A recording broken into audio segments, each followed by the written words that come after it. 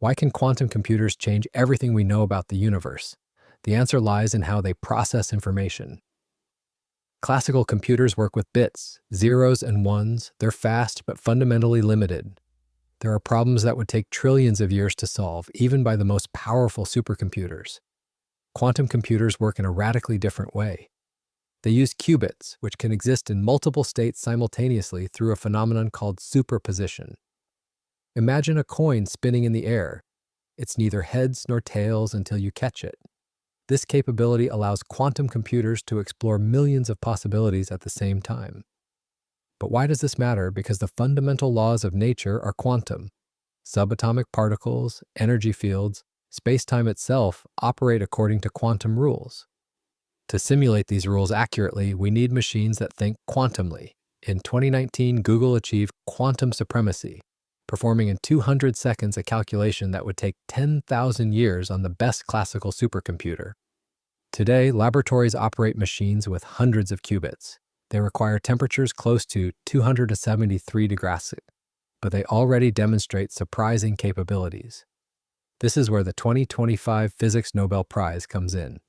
The prize was awarded to Briton John Clarke, Frenchman Michel Devoret, and American John M. Martinis. The Royal Swedish Academy of Sciences recognized the three for the discovery of macroscopic quantum tunneling and energy quantization in an electrical circuit. The discovery happened about 40 years ago during pioneering experiments in the 1980s. The researchers built a circuit made of superconductors, materials that conduct current without electrical resistance, separated by a thin, insulating layer forming a Josephson junction. When current passed through the circuit, the scientists noticed something unprecedented. The system could pass through an energy barrier, a behavior known as quantum tunneling. These advances opened doors to solving major mysteries. Dark matter comprises 27% of the universe, but we don't know what it is. Quantum simulations can test trillions of models in months. Einstein tried to unite gravity with other forces and failed. The equations are too complex for humans or classical computers, but a sufficiently powerful quantum computer can find solutions. There's a profound irony here. Einstein called quantum mechanics spooky. Particles in multiple places at once? Observation changing reality? It seemed absurd. But now we're using exactly these properties to build machines that reveal how the universe works. The quantum revolution has already begun, and the 2025 Nobel officially marks a new era of physics. Why quantum computers can simulate the Big Bang? Have you ever wondered what the universe was like in its first second of existence? We're not talking about minutes or hours after the Big Bang. We're talking about the complete first second, when everything that exists today was compressed into a space smaller than an atom. This question seems impossible to answer, but quantum computers can change that. The problem is that the Big Bang wasn't just hot and dense, it was fundamentally quantum. In that first second, the four fundamental forces hadn't yet separated completely. Gravity, electromagnetism, strong nuclear force, and weak nuclear force operated under such extreme conditions that our equations begin to fail. The temperature was 10 trillion degrees Celsius. The density was infinite at instant zero. Classical computers simply cannot simulate these conditions. Why? Because when you try to calculate quantum interactions at extreme scales, the number of variables explodes exponentially. To simulate just 300 interacting quantum particles, you would need more memory than atoms exist in the observable universe. It's mathematically impossible. But quantum computers don't need to simulate the quantum universe. They are the quantum universe. When you put qubits in superposition and entangle them, you're literally recreating the same conditions that existed in the Big Bang on a microscopic scale. It's like using water to study water instead of trying to describe water using rocks. In 2023, physicists at Harvard University used a 219-qubit quantum computer to simulate the dynamics of expanding quantum fields. They observed patterns that correspond to the first quantum fluctuations that gave rise to galaxies. These fluctuations, called anisotropies, were measured in the cosmic microwave background by the Planck satellite. Now, for the first time, we can simulate how they formed. There's also the question of cosmic inflation. In the first 10^32 seconds after the Big Bang, the universe expanded faster than light, growing from subatomic to the size of a basketball instantly. This theory explains why the universe is so uniform, but no one knows exactly how it happened. The equations of inflation involve quantum fields in extremely high energy states, impossible to calculate classically. Quantum computers can test different inflation models simultaneously. They can simulate how quantum fields behave under different energy potentials, different expansion rates, different couplings with gravity. Instead of testing one model at a time over decades, we can test millions in parallel. There's also the problem of baryogenesis. Why is there more matter than antimatter? In the Big Bang, they should have been created in equal amounts. If they annihilated, nothing should remain. But something caused a minuscule asymmetry. For every billion matter-antimatter pairs, one extra matter particle remained. That extra particle is everything that exists today. Galaxies, stars, planets, you. Simulating the exact conditions of the first second when this asymmetry arose requires quantum computing.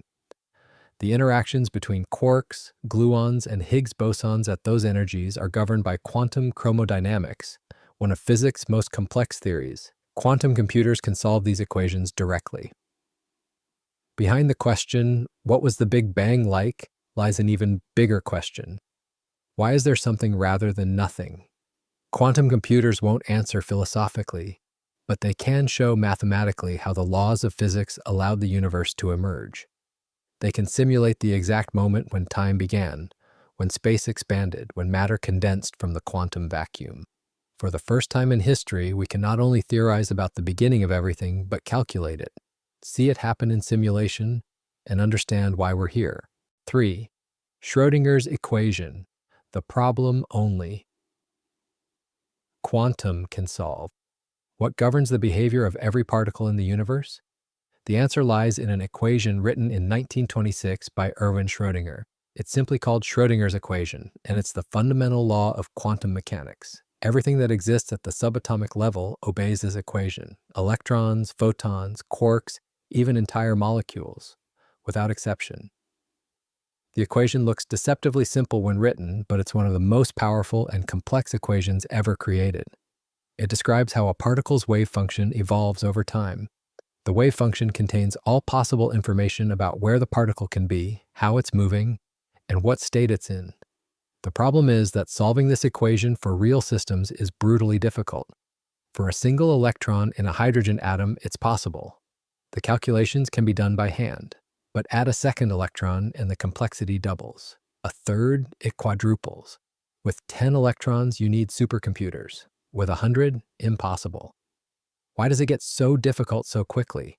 Because quantum particles don't behave independently. They become entangled. When two electrons interact, their wave functions merge into a joint wave function. Now you're not tracking two separate particles, but a single system with twice the dimensions. Add more particles, and the number of dimensions grows exponentially. To put this in perspective, solving Schrödinger's equation for a caffeine molecule with 24 atoms requires tracking approximately 10^48 possible configurations. That number is larger than the number of atoms in an entire planet. No classical computer can do this exactly. Physicists use approximations, simplifications, and mathematical tricks, but they're just approximations. This is where quantum computers change everything. In 1982, physicist Richard Feynman suggested something revolutionary. Use a quantum system to simulate another quantum system. If you want to solve Schrödinger's equation for 100 electrons, don't use a classical computer. Use 100 qubits. Each qubit naturally obeys Schrödinger's equation. You don't need to calculate. Just let the system evolve. In 2017, IBM researchers used a 7-qubit quantum computer to accurately simulate the beryllium hydride molecule, calculating its binding energy. This may seem small, but it was the first time Schrödinger's equation was solved exactly for a molecule using quantum computing. In 2020, Google simulated a complete chemical reaction using 12 qubits. Now imagine scaling this.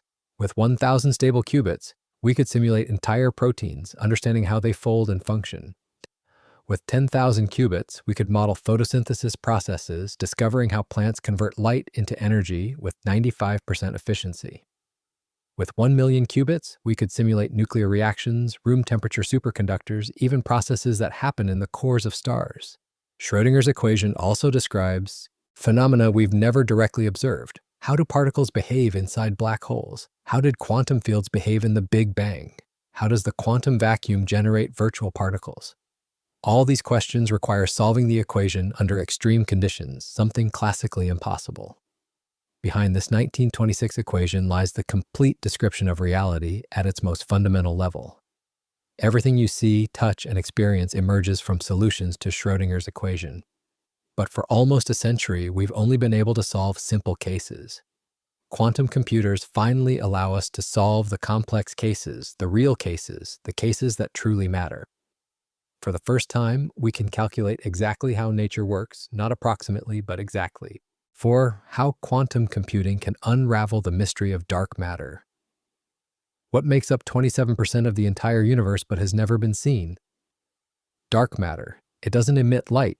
It doesn't absorb light. It doesn't interact electromagnetically. You can't touch it, see it, or detect it directly in any way. And yet, we know it exists. Why? Because we can see its gravitational effects. Galaxies spin too fast. According to Newton's and Einstein's laws of gravity, stars at the edges of spiral galaxies should be ejected into space. They're spinning so fast that the gravity of visible matter isn't enough to keep them trapped, but they're not ejected. Something invisible with mass is generating extra gravity. We call this dark matter. Galaxy clusters also reveal its presence.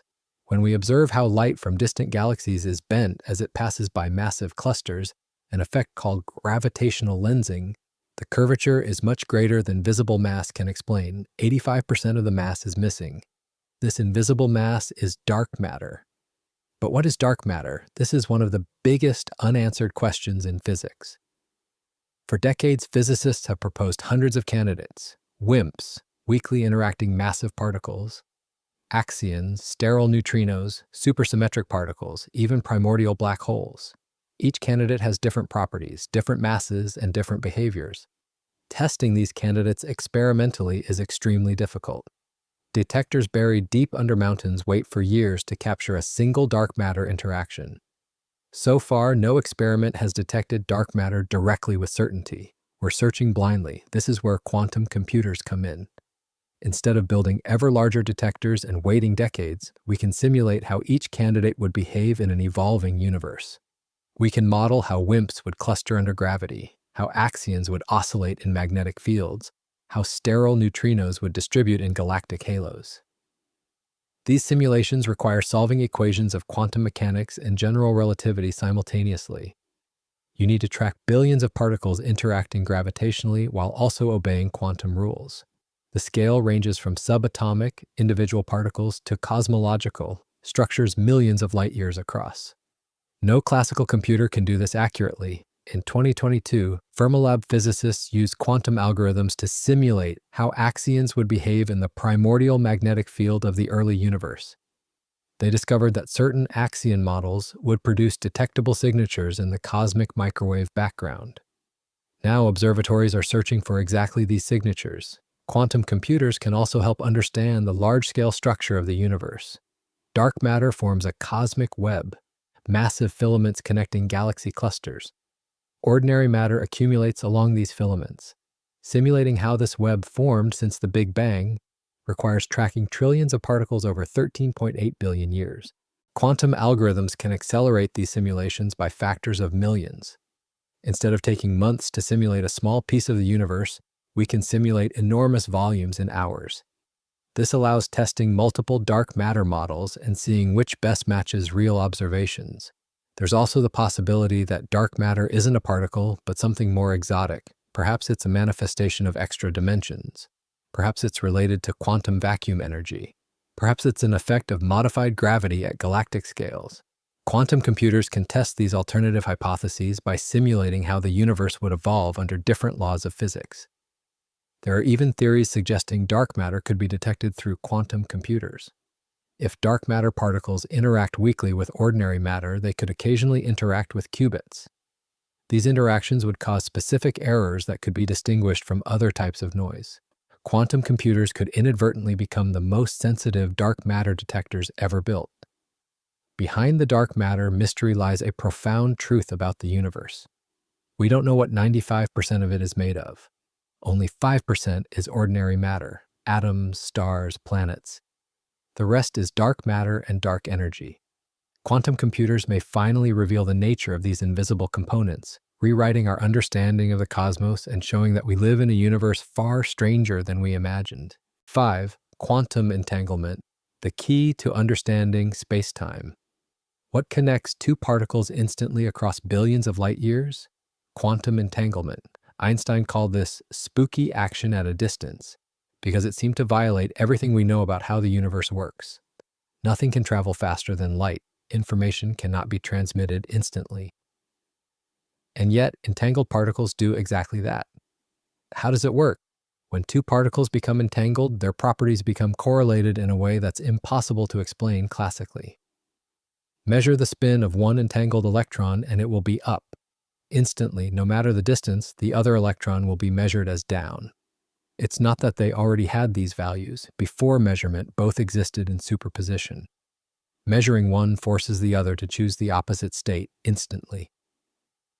In 1964, physicist John Bell mathematically proved that no hidden variables theory could explain entanglement. The particles don't carry secret instructions determining how they'll behave. The correlation is genuinely non-local. Somehow, information about one particle affects the other faster than light.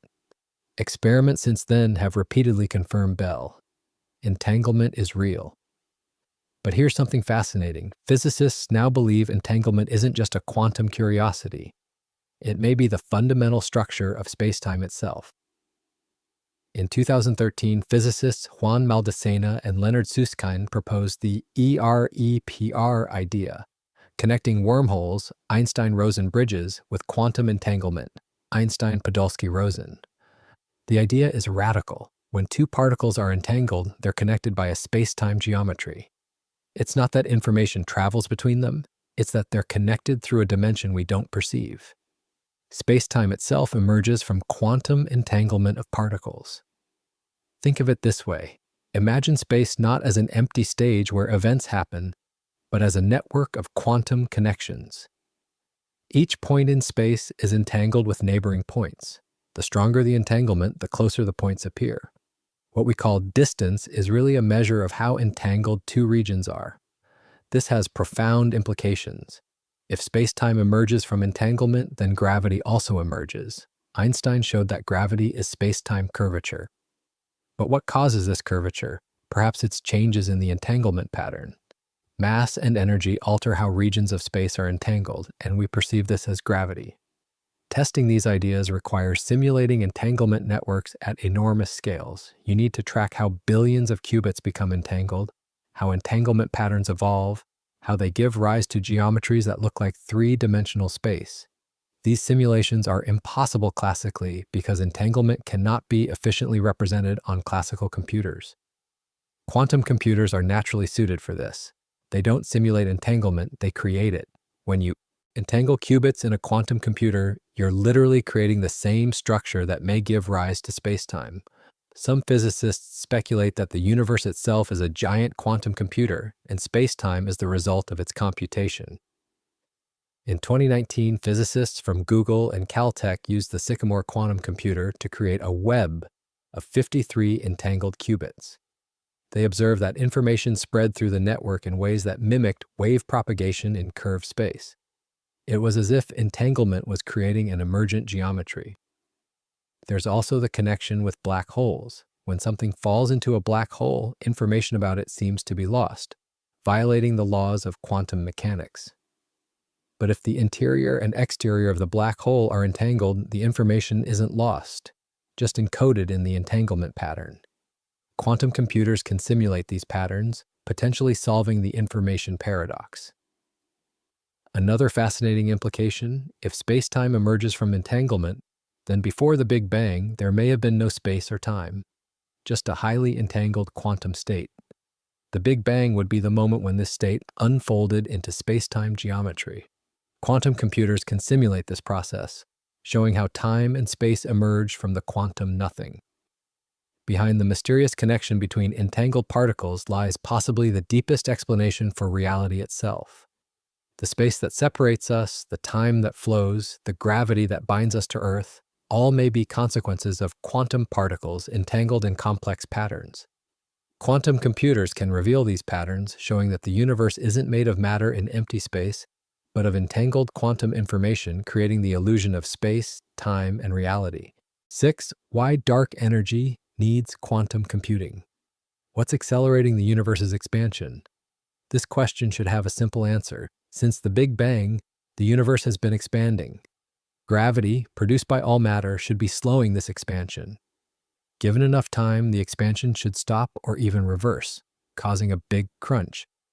But that's not what we observe. In 1998, two groups of astronomers studying distant supernovae discovered something shocking.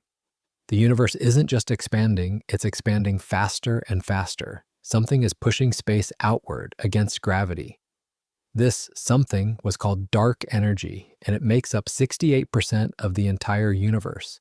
It's the largest energy source in the cosmos, and we don't know what it is.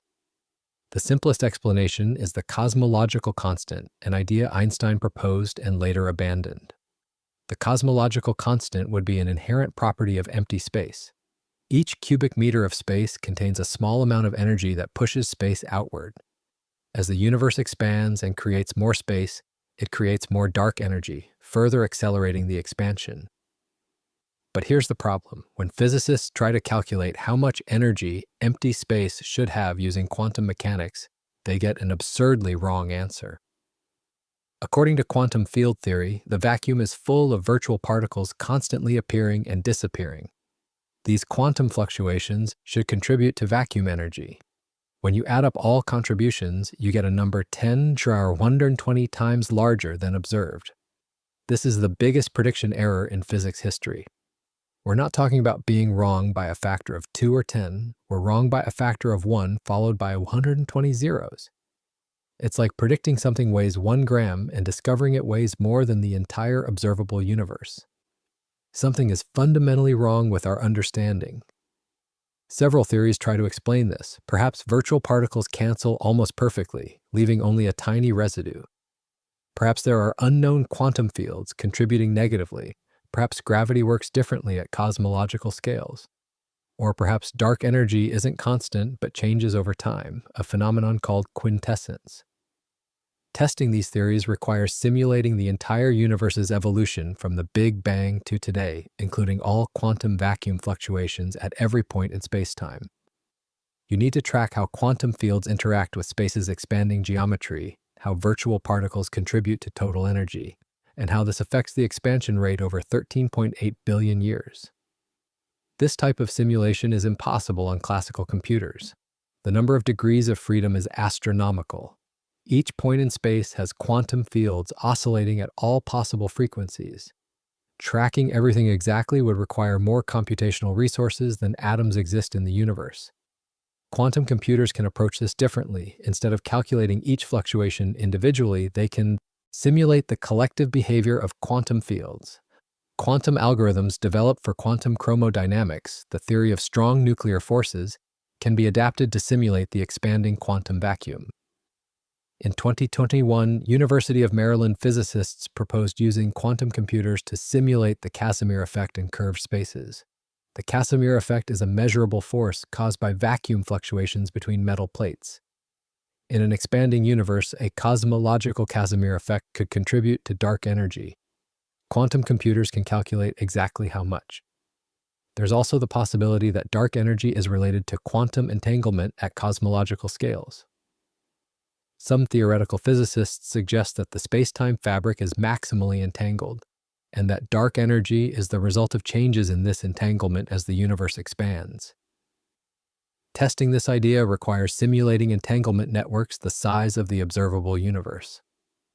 Another approach is using quantum computers to directly solve Einstein's equations, including quantum corrections.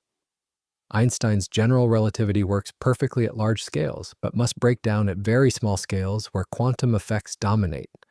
Nobody knows how to completely unify gravity and quantum mechanics, but quantum computers can test approximations and see which produce cosmic acceleration. The universe's fate depends on dark energy. If it's truly constant, the universe will expand forever, growing colder and emptier until only low-energy radiation remains, a state called heat death. If dark energy is increasing, expansion could accelerate so much it tears spacetime apart, a scenario called the Big Rip. If it's decreasing, expansion might stop and reverse, causing a big crunch. Behind the dark energy mystery lies one of the most fundamental questions. Why does the universe exist the way it does? Why does vacuum energy have exactly the value necessary to allow galaxies, stars, and life? If it were slightly larger, the universe would have expanded too fast for structures to form. Slightly smaller, and it would have collapsed before stars could be born. Quantum computers may reveal whether this delicate balance is coincidence, design, or something deeper about the laws of physics we don't yet understand. 7. The black hole. Information paradox. What happens to information when it falls into a black hole? This question has haunted physicists for over 50 years. It seems simple enough. A book falls into a black hole. The book contains information, words, pages, the arrangement of atoms. Once it crosses the event horizon, that information is gone forever, right? But here's the problem. Quantum mechanics says information can never be destroyed. This is called the black hole information paradox, and it represents one of the deepest conflicts in all of physics. On one side, you have general relativity, Einstein's theory of gravity. According to relativity, anything that crosses the event horizon is lost.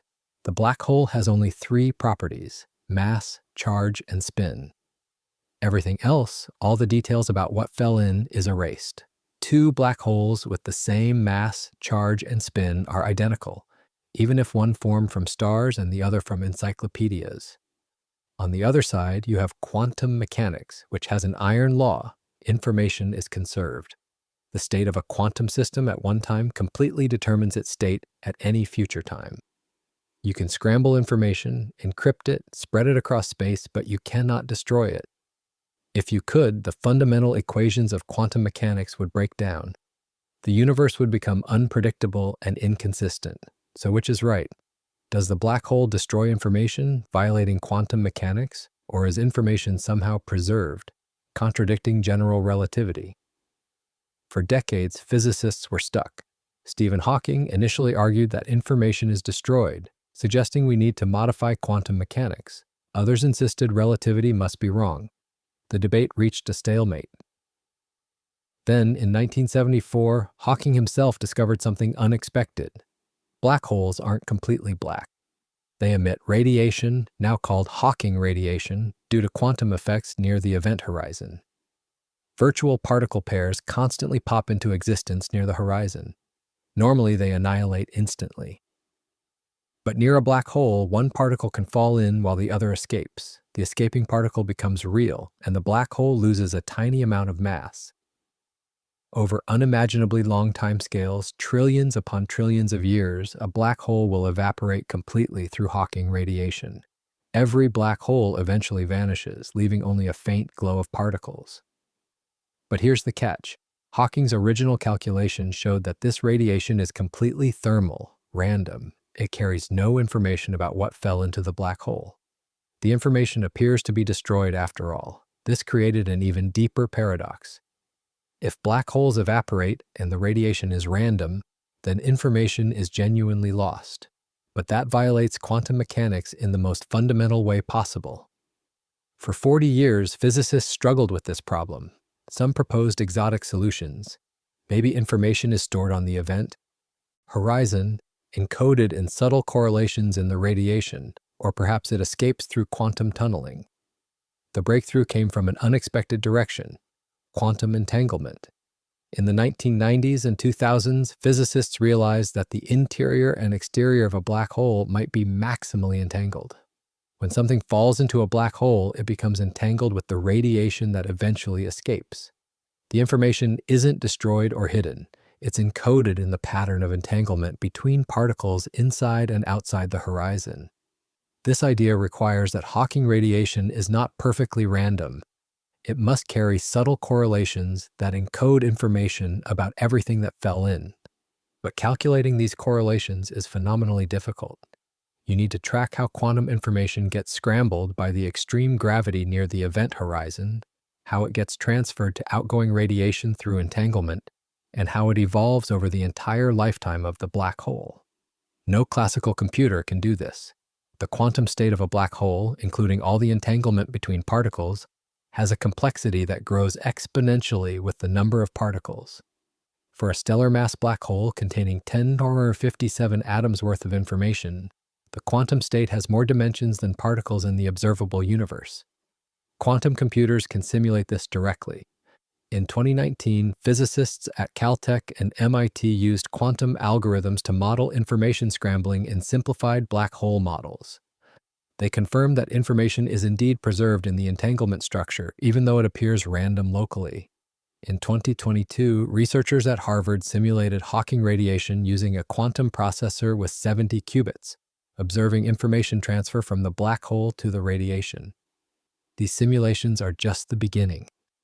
To fully resolve the paradox, we need to simulate realistic black holes, including quantum gravity effects. We need to track how information evolves from the moment something crosses the horizon until the black hole completely evaporates. We need to verify that the page curve, which describes how entanglement changes over the black hole's lifetime, matches theoretical predictions. There's also a deeper connection to the nature of spacetime itself. Some physicists propose that the interior of a black hole and the exterior are connected through quantum entanglement in a way that creates a wormhole-like structure. This EREPR conjecture suggests that entangled particles are connected through spacetime geometry. If true, then information never actually enters the black hole in a conventional sense. It remains accessible through quantum correlations. Quantum computers could test this by simulating the quantum geometry of spacetime near a black hole. They could calculate whether wormhole-like structures emerged naturally from entanglement patterns. They could verify whether observers falling into a black hole would perceive information differently than observers outside, resolving the apparent contradiction. Behind the black hole information paradox lies a profound truth about reality. Spacetime and quantum mechanics must be unified. Black holes are laboratories where gravity is so strong and space is so curved that quantum effects cannot be ignored. They force us to confront the limits of our current theories. Quantum computers, by simulating these extreme conditions, may finally show us how information, spacetime, and quantum mechanics fit together into a single coherent picture of the universe. 8. How quantum computing can prove or refute string theory. What are the fundamental building blocks of reality? For centuries, we thought atoms were indivisible. Then we discovered protons, neutrons, and electrons, then quarks and leptons. But string theory suggests we haven't reached the bottom yet. It proposes that the most fundamental entities aren't particles at all. They're tiny vibrating strings of energy, billions of times smaller than anything we can detect. According to string theory, every particle in the universe is actually a string vibrating in a specific pattern. An electron is a string vibrating one way. A quark is the same string vibrating differently. A photon is another vibration pattern. It's like how a violin string can produce different notes depending on how it vibrates. The entire particle zoo, all the fundamental particles we've discovered, would just be different notes played by these cosmic strings. The mathematics of string theory is elegant and beautiful. It automatically includes gravity, something that has resisted unification with quantum mechanics for a century. It suggests that space has not 3 dimensions, but 10 or 11, with the extra dimensions curled up so small we cannot perceive them. It predicts supersymmetry, a symmetry between matter particles and force particles. It offers explanations for dark matter, the Big Bang, and the fundamental constants of nature. But here's the problem. We have almost no experimental evidence that string theory is correct. The energy scales where strings would be directly observable are about 10 or 16 times higher than what our most powerful particle accelerators can reach. The extra dimensions would be 10 to 35 meters across, far smaller than we can probe. Supersymmetric particles, if they exist, are heavier than anything we've detected so far. String theory makes predictions, but most of them are untestable with current technology. This has led to intense criticism. Some physicists argue that string theory isn't really science if it can't be tested. Others defend it as the only consistent framework that unifies gravity with quantum mechanics. The debate has raged for decades. What's needed is a way to test string theory's predictions indirectly, through calculations so precise that only quantum computers can perform them. String theory makes specific predictions about quantum corrections to particle physics. These are tiny effects, but they're calculable. For example, string theory predicts specific relationships between particle masses, coupling constants, and the strength of fundamental forces. It predicts how quantum gravity affects the behavior of particles in extreme conditions. It predicts subtle violations of known physics that might be observable in high-energy collisions or cosmological observations. The problem is that calculating these predictions requires solving equations so complex that no human or classical computer can handle them exactly. String theory involves not just vibrating strings, but also membranes of various dimensions, called branes, existing in a 10-dimensional space with complex geometry. The quantum states of these objects interact in ways that create a computational explosion. For example, consider scattering amplitudes, which describe what happens when particles collide. In standard particle physics, calculating these for even a dozen particles requires supercomputers running for days. In string theory, you need to account for all possible string vibration modes, all possible topologies of interaction, and integrate over all possible shapes of the extra dimensions. The number of terms in the calculation grows super exponentially. Quantum computers can tackle this through algorithms specifically designed for quantum field theories. In 2020, physicists at Perimeter Institute developed quantum algorithms for calculating string scattering amplitudes. They showed that a quantum computer with 1,000 logical qubits could calculate amplitudes that are completely inaccessible to classical methods. These calculations could reveal whether string theory's predictions match observations from particle accelerators. There's also the question of the string theory landscape.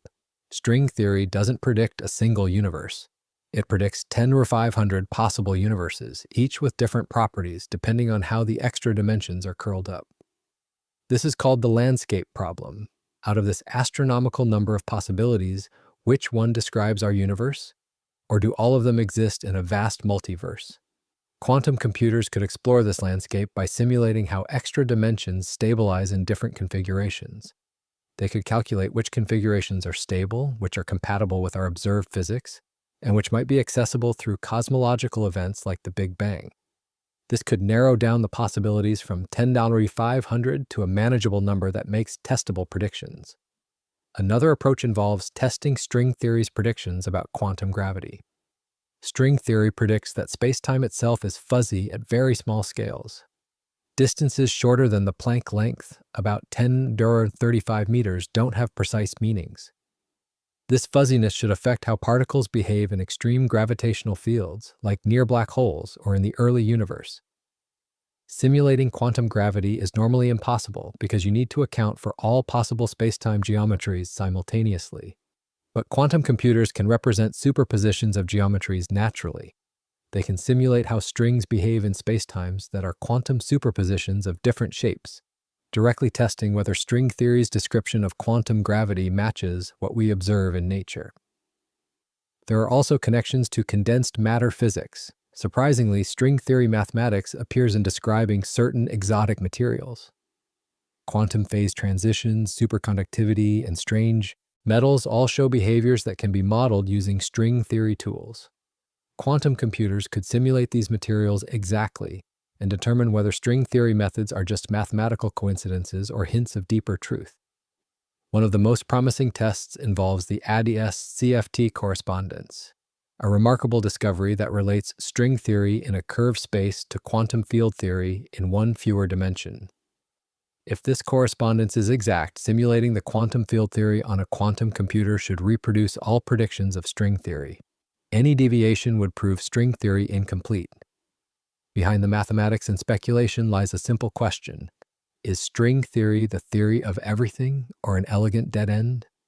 For 50 years, it's been the leading candidate for unifying all forces and particles into a single framework. But without experimental evidence, it remains unproven. Quantum computers offer the first realistic path to testing its predictions, calculating its consequences, and determining whether the universe truly is made of vibrating strings or something else entirely. 9. The cosmological constant, the 10-120 error. What is the biggest mistake in the history of physics? It's not Aristotle thinking heavy objects fall faster. It's not the luminiferous ether. It's not even phlogiston. The biggest error is our prediction for the cosmological constant, and we're not wrong by a little. We're wrong by a factor of 10-120. That's a 1 followed by 120 zeros. It's a number so large it defies comprehension. The cosmological constant represents the energy density of empty space. According to quantum field theory, empty space isn't really empty. It's full of quantum fluctuations, virtual particles popping in and out of existence constantly. Each fluctuation contributes a tiny amount of energy. When you add up all possible fluctuations at all possible frequencies, you should get the total energy of the vacuum. Physicists have done this calculation many times. The answer depends on where you cut off the frequencies. If you cut off at the Planck scale, where quantum gravity becomes important, you get a vacuum energy density of about 10^94 grams per cubic centimeter. That's an absurdly large number. It means every cubic centimeter of space should contain more energy than all the matter in the observable universe. But when astronomers measure the actual energy density of space by observing how the universe expands, they get a completely different number, about 10^26 grams per cubic centimeter. It's incredibly small, barely enough to affect the universe's expansion. Comparing the two numbers, theory predicts 10^120 times more energy than we observe. This is called the cosmological constant problem. Why does this matter? Because the vacuum energy drives the accelerated expansion of the universe. It's what we call dark energy. If the vacuum energy were as large as quantum field theory predicts, the universe would have expanded so violently fast that atoms could never form. Galaxies, stars, planets, life, none of it could exist. The fact that we're here means the vacuum energy must be incredibly close to zero, but not exactly zero. What could cancel out 10 over 120 orders of magnitude? It would require a near-perfect cancellation between positive and negative contributions to the vacuum energy. But we know of no symmetry or principle that would cause such a cancellation. It would be like balancing a pencil on its point. Theoretically possible, but absurdly improbable. Some physicists call it fine-tuning, others call it evidence of a multiverse, where we happen to live in one of the rare universes where the cancellation occurs. There have been many proposed solutions. Supersymmetry, if it exists, would cancel contributions from particles with contributions from their superpartners. But supersymmetry appears to be broken at accessible energies, so the cancellation is incomplete. Some suggest quantum gravity effects at the Planck scale modify the calculation.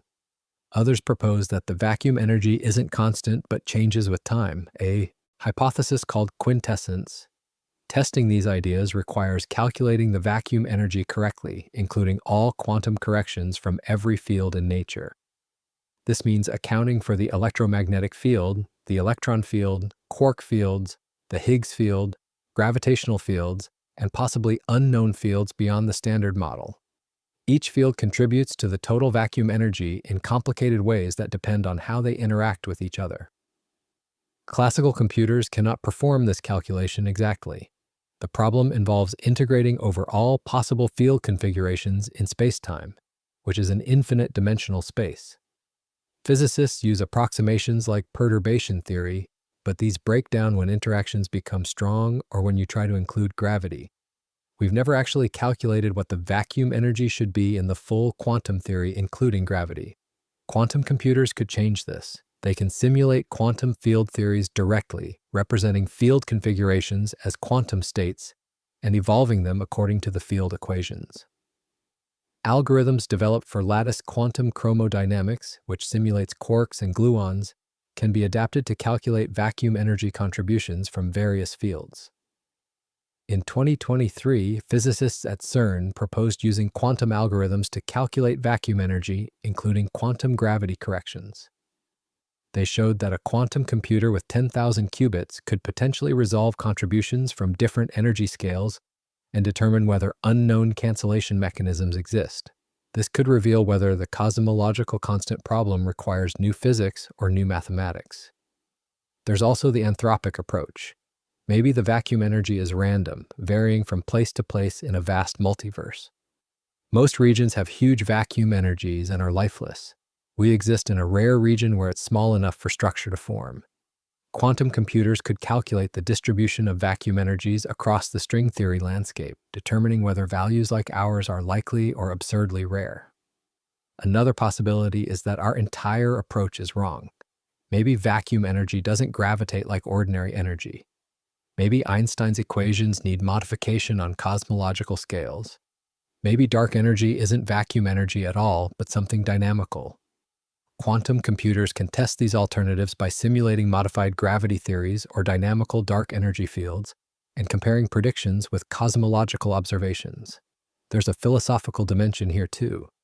Why does the universe have the properties it has? Why are the constants of nature fine-tuned to allow complexity in life? The cosmological constant is the most extreme example. If it were larger by even 1%, the universe would be empty.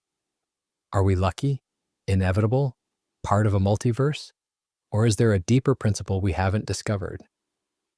Behind this 10 to 120 error is arguably the deepest mystery in physics. It suggests our understanding of quantum fields, gravity, or both is fundamentally incomplete. Quantum computers offer the first tool powerful enough to calculate what the vacuum energy actually should be, potentially revealing new physics, new symmetries, or new principles that solve this 50-year-old puzzle and explain why the universe is capable of supporting observers like us. 10. Simulating the first second of the universe. What happened in the first second after the Big Bang?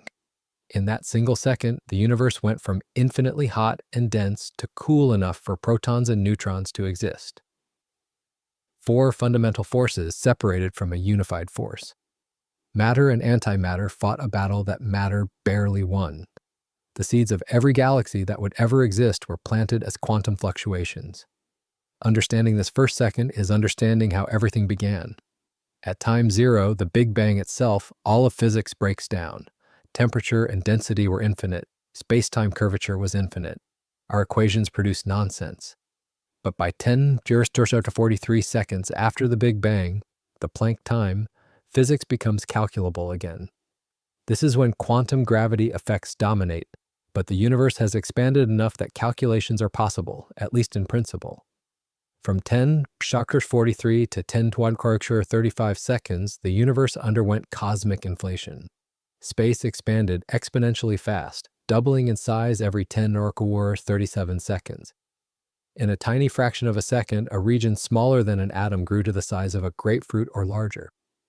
This expansion was driven by a field called the inflaton, which existed in a high-energy state and slowly rolled down to a lower-energy state, releasing enormous energy into space-time expansion. Inflation solves several problems in cosmology. It explains why the universe is so uniform. Regions that are now billions of light years apart were once close enough to reach a thermal equilibrium. It explains why space is flat. Inflation stretched any initial curvature to imperceptible levels. And it explains the origin of structure. Quantum fluctuations in the inflaton field were stretched to cosmic scales, becoming the density variations that eventually formed galaxies. But simulating inflation is incredibly difficult. You need to track quantum fields evolving in an exponentially expanding spacetime.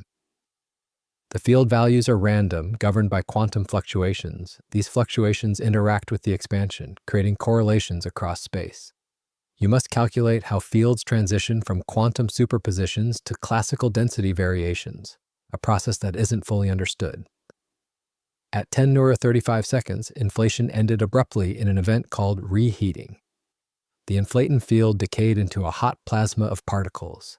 Temperature spiked to 10.27 degrees Celsius. The universe was now filled with quarks, electrons, photons, neutrinos, and possibly exotic particles that no longer exist. Forces began separating, first gravity, then the strong nuclear force, then the electromagnetic and weak forces split from each other. From 10^12 to 10.6 seconds, quarks existed freely in a quark-gluon plasma, a state so hot that protons and neutrons couldn't form. This era is studied in particle colliders like the Large Hadron Collider, where heavy ions are smashed together to recreate the conditions. But colliders only create tiny droplets of quark-gluon plasma for 10 to 23 seconds. They can't simulate how this plasma evolved over cosmological volumes for microseconds. At 10 or 6 seconds, the universe cooled enough for quarks to bind into protons and neutrons, a transition called the QCD phase transition. This involves strong force interactions described by quantum chromodynamics, one of the most computationally intensive theories in physics. The details of this transition determined the ratio of protons to neutrons, which later determined how much hydrogen and helium formed, which determined the chemistry of the entire universe. From 1 second to 3 minutes, nuclear fusion occurred. Protons and neutrons combined into deuterium, then helium with traces of lithium. The universe became 75% hydrogen and 25% helium by mass, ratios we still observe today. But why these ratios? It depends on the precise neutron-to-proton ratio, which depends on weak force reaction rates in the first second, which depend on quantum corrections that are difficult to calculate exactly. Quantum computers are uniquely suited to simulate this first second because the early universe was inherently quantum. The inflaton field was in quantum superposition. Particle production was a quantum process. Phase transitions involved quantum tunneling. Classical computers struggle with quantum phenomena involving billions of particles, but quantum computers represent quantum states naturally. In 2022, researchers at Fermilab used quantum algorithms to simulate the QCD phase transition with 100 qubits. They calculated how quarks bind into protons as temperature drops, reproducing known results, but suggesting that with more qubits, unknown aspects of the transition could be explored. With 10,000 qubits, full simulations of baryon formation, including all quantum corrections, become possible. Simulating inflation is even more ambitious. It requires representing quantum field fluctuations across the entire observable universe. But quantum computers can use entanglement to represent correlations efficiently. Algorithms based on tensor networks can simulate how quantum fluctuations evolve during inflation, testing whether different inflation models produce fluctuation patterns matching observations of the cosmic microwave background. There's also the matter-antimatter asymmetry mystery. The early universe should have produced equal amounts of matter and antimatter. When they met, they should have annihilated completely, leaving only photons. But a tiny asymmetry existed. For every billion antimatter particles, there were 1,000,000,001 matter particles. That extra one in a billion is all the matter that exists today. What caused this asymmetry? Several mechanisms have been proposed, all involving subtle quantum processes in the first second. One involves CP violation, where certain particle interactions prefer matter over antimatter. Another involves leptogenesis, where heavy neutrinos decaying in the first second create a lepton asymmetry that later converts to baryon asymmetry. Quantum computers can simulate these processes in the extreme conditions of the early universe, testing which mechanism is most likely. Behind the first second lies the answer to why we exist. Every atom in your body traces back to processes in that first second. The hydrogen in your water was formed then. The balance between forces that allows chemistry was set then. The quantum fluctuations that seeded your galaxy originated then. Quantum computers can simulate this cosmic moment, revealing not just how the universe began, but why it became capable of creating stars, planets, and life. 11. Why we cannot unify relativity and quantum mechanics. Why do our two best theories of physics contradict each other? On one side, general relativity describes gravity as the curvature of spacetime. Mass and energy bend space and time, and objects follow the curves. It's been tested to extraordinary precision. GPS satellites need relativistic corrections. We've detected gravitational waves exactly as Einstein predicted. Black holes behave as relativity says they should. The theory is spectacularly successful. On the other side, quantum mechanics describes the other three forces: electromagnetism, weak nuclear force, and strong nuclear force. It treats particles as waves, allows superposition and entanglement, and makes probabilistic predictions. It's been tested even more precisely than relativity. The electron's magnetic moment matches quantum predictions to 12 decimal places. Quantum electrodynamics is the most accurate theory in science. It, too, is spectacularly successful. The problem is they're fundamentally incompatible. Relativity assumes space-time is smooth and continuous, a fabric that can be measured precisely. Quantum mechanics says you cannot measure anything precisely. There's always uncertainty. Relativity is deterministic. Given initial conditions, the future is fixed. Quantum mechanics is probabilistic. Only probabilities can be predicted. Relativity treats time as just another dimension. Quantum mechanics treats time as fundamentally different from space. The incompatibility becomes critical when both theories should apply. In black holes, where gravity is extreme and quantum effects can't be ignored. In the Big Bang, where the entire universe was smaller than an atom. Near the Planck scale, where space-time itself should fluctuate quantum mechanically. In these situations, using relativity alone gives one answer, using quantum mechanics alone gives another, and neither is quite right. The obvious solution is to quantize gravity, applying quantum mechanics to space-time itself. Treat the gravitational field as a quantum field, just like the electromagnetic field. Gravitons would be the particles that carry gravity, just as photons carry electromagnetism. This approach works perfectly for the other forces. Why not gravity? Because gravity is different. When physicists tried to quantize gravity using standard methods, the theory produced infinities. Calculations gave infinite answers that couldn't be removed through standard techniques. The theory was non-renormalizable. This means it breaks down at high energies and cannot make predictions. Every attempt to fix this problem over 80 years has failed, at least using conventional approaches. String theory offers one solution by replacing point particles with vibrating strings. The extended nature of strings smooths out the problematic infinities. Loop quantum gravity offers another by suggesting spacetime is discrete, made of tiny quantum units. Other approaches include causal sets, asymptotic safety, emergent gravity, and modifications to quantum mechanics itself. Each approach has successes and problems, and none is proven correct. The lack of unification creates practical problems. We cannot fully understand what happened at the moment of the Big Bang. We cannot determine what happens at the center of a black hole. We cannot calculate whether wormholes are possible. We cannot test many predictions of particle physics that require quantum gravity corrections. We're stuck with two incomplete theories where we need one complete theory. Part of the problem is experimental. Quantum gravity effect becomes significant at the Planck energy, about 10^19 billion electron volts. The Large Hadron Collider reaches 14 trillion electron volts. We're 10^16 times too weak. Building a collider powerful enough to probe the Planck scale would require a machine larger than the solar system. Direct experimental tests seem impossible, but indirect tests might be possible. Quantum computers could calculate how quantum gravity should affect things we can observe. Particle scattering at high energies, black hole evaporation, the cosmic microwave background from the Big Bang. If quantum gravity modifies these processes in detectable ways, we could test which unification approach is correct. For example, loop quantum gravity predicts that spacetime is discrete at the Planck scale. This discreteness should slightly modify how light travels through space, causing different colors to arrive at slightly different times from distant cosmic events.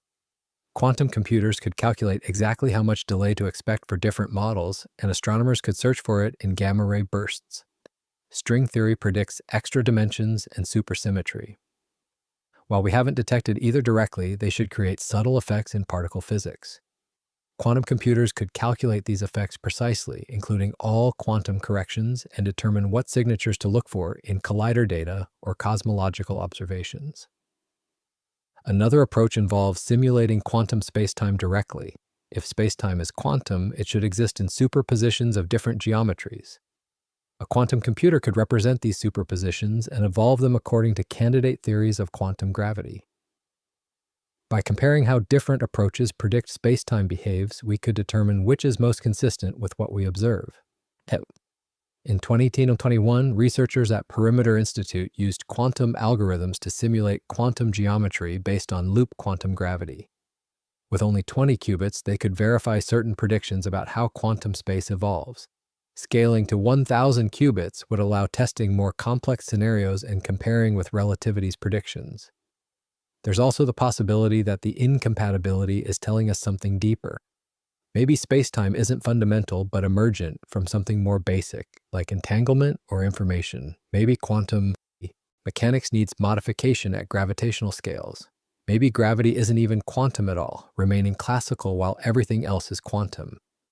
These radical ideas can be tested through quantum simulations. The AD-SCFT correspondence, discovered in string theory, relates quantum gravity in a curved space to quantum mechanics without gravity in one fewer dimension. If this correspondence is exact, simulating the quantum theory on a quantum computer should reproduce all predictions of quantum gravity. Testing this could reveal whether the correspondence is a mathematical curiosity or a deep truth about how gravity and quantum mechanics unify. Behind the failure to unify relativity and quantum mechanics lies perhaps the biggest gap in our understanding of nature. We have two theories that are individually correct but collectively incomplete. Somewhere in the overlap where gravity meets quantum mechanics, there's new physics waiting to be discovered. Quantum computers offer our best hope of exploring that frontier, testing unification proposals, and finally answering how spacetime and quantum fields fit together into a single coherent description of reality. 12. How quantum computers can map all possible particles. How many types of particles can exist in the universe? The standard model of particle physics lists 17 fundamental particles, 6 quarks, 6 leptons, 4 force carriers, and the Higgs boson. But is this list complete? Almost certainly not. We know the standard model is incomplete because it doesn't explain dark matter, neutrino masses, or the matter-antimatter asymmetry. There must be particles we haven't discovered yet. But which particles? Physicists have proposed hundreds of candidates. Supersymmetry predicts that every known particle has a heavier superpartner: selectrons, quarks, gluinos, neutralinos. Dark matter could be WIMPs, axions, sterile neutrinos, or primordial black holes. There could be extra Higgs bosons, leptoquarks that connect quarks and leptons, or heavy right-handed neutrinos. String theory predicts an enormous zoo of particles corresponding to different string vibration modes. Testing all these candidates experimentally would take centuries. The Large Hadron Collider can discover particles up to a few thousand times the proton mass. Beyond that, we'd need bigger colliders. The proposed Future Circular Collider would reach 7 times higher energy, but cost $20 billion and take decades to build. Even then, it would only probe a tiny fraction of possible particle masses. Quantum computers offer a different approach. Map the space of all possible particles theoretically. Every particle is a solution to quantum field theory equations. If you could solve these equations for all possible fields with all possible properties, you'd generate a complete list of particles that could exist. Then you could determine which ones are consistent with observations and which ones might be discovered. This requires solving the quantum field equations in every possible configuration. You need to consider fields with different masses, different spins, different charges, and different interactions with known particles. For each configuration, you calculate the particle's properties, its mass, decay modes, production rates, and how it would appear in detectors. Classical computers cannot do this comprehensively. The space of possibilities is too vast. Even restricting to particles lighter than 1 trillion electron volts, there are 10⁻50 possible combinations of properties to check. Most are inconsistent or unstable, but you can't know without calculating. It's like searching for a needle in a haystack the size of a galaxy. Quantum computers can explore this space more efficiently through quantum search algorithms. Instead of checking possibilities one by one, quantum algorithms can check many simultaneously through superposition. The Grover algorithm, for example, can search an unsorted database of n items in roughly n steps, a quadratic speedup that becomes enormous for large n. Adapted to particle physics, quantum search algorithms can find particles with specific properties. Want to find a particle that could be dark matter, is electrically neutral, is stable over billions of years, and interacts weakly with ordinary matter? Set up those constraints and run the quantum search. The algorithm will explore all possible particles and identify candidates that fit. In 2023, physicists at CERN developed quantum algorithms for particle discovery. They showed that a quantum computer with 500 qubits could search through 10^150 particle models and identify promising dark matter candidates in days, a task that would take classical supercomputers longer than the age of the universe. There's also the problem of calculating particle masses from first principles. The standard model explains particle interactions beautifully but doesn't predict masses. Why does the electron have the mass it does? Why is the top quark 350,000 times heavier? These masses come from interactions with the Higgs field, but calculating them exactly requires solving complicated quantum field theory equations, including all possible quantum corrections. Quantum computers can calculate masses by simulating quantum fields on a lattice, a discrete grid of spacetime points. This approach, called lattice field theory, is already used to calculate proton and neutron masses from quarks and gluons. It works, but it's limited by classical computing power. Quantum computers could extend it to calculate masses of hypothetical particles, predicting what we'd observe if they exist. Another application is calculating decay rates and interaction cross-sections. When particles collide in an accelerator, they can produce new particles if enough energy is available. How often this happens depends on quantum probabilities that must be calculated. For simple processes involving a few particles, this is manageable. For complex processes with dozens of particles in intermediate states, it's impossibly hard. Quantum computers can calculate these processes by simulating the actual quantum interactions. Instead of using approximations like perturbation theory, they can represent the exact quantum state of colliding particles and evolve it forward in time, observing what final states emerge. This gives exact predictions for what should be seen in colliders. There's a fascinating connection to symmetries. Particles in nature come in patterns related to mathematical symmetries. Quarks come in 3 colors and 6 flavors because of symmetries in the strong force. Leptons and quarks come in 3 generations because of a mysterious generational symmetry. These patterns suggest underlying principles, but we don't know what determines which symmetries nature uses. Quantum computers could search for consistent symmetry structures. Given constraints like anomaly cancellation, gauge invariance, and consistency with gravity, how many possible symmetry structures exist? For each structure, what particles does it predict? By mapping all mathematically consistent possibilities, quantum computers could reveal why nature chose the specific symmetries we observe. This connects to the theory of everything quest. If string theory or another unified theory is correct, it should predict the entire particle spectrum from first principles. But extracting these predictions requires solving the theory in various configurations. String theory has 10,500 possible vacuum states, each predicting different particles. Quantum computers could survey this landscape, determining which vacua predict particles matching our observations. Behind the question of what particles exist is a deeper question: what determines what's possible? Why does nature allow electrons but not particles with 3 times the electron's charge? Why are there 3 generations of particles and not 2 or 4? Why do quarks come in 6 types? Quantum computers, by mapping all theoretical possibilities and comparing them with reality, might reveal the principles that constrain what particles can exist, bringing us closer to understanding not just what the universe contains, but why it contains those things and not others. 13. The measurement problem. Why observation changes reality.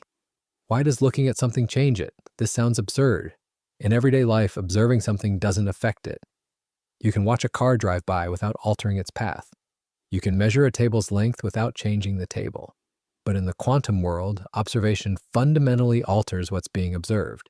This is called the measurement problem, and it's one of the deepest mysteries in physics. Before you measure a quantum particle, it exists in superposition. An electron doesn't have a definite position or momentum. It exists in all possible positions simultaneously, described by a wave function that spreads across space.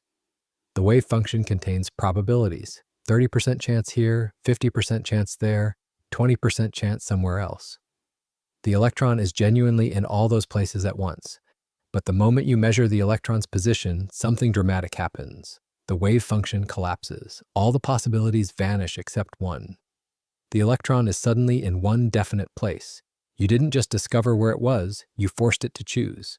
Before measurement, it had no definite position. After measurement, it does. Observation created reality. This isn't speculation or philosophy. It's been verified in thousands of experiments.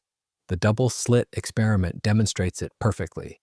Send electrons through 2 slits without observing which slit they pass through, and they create an interference pattern, proving they went through both slits simultaneously.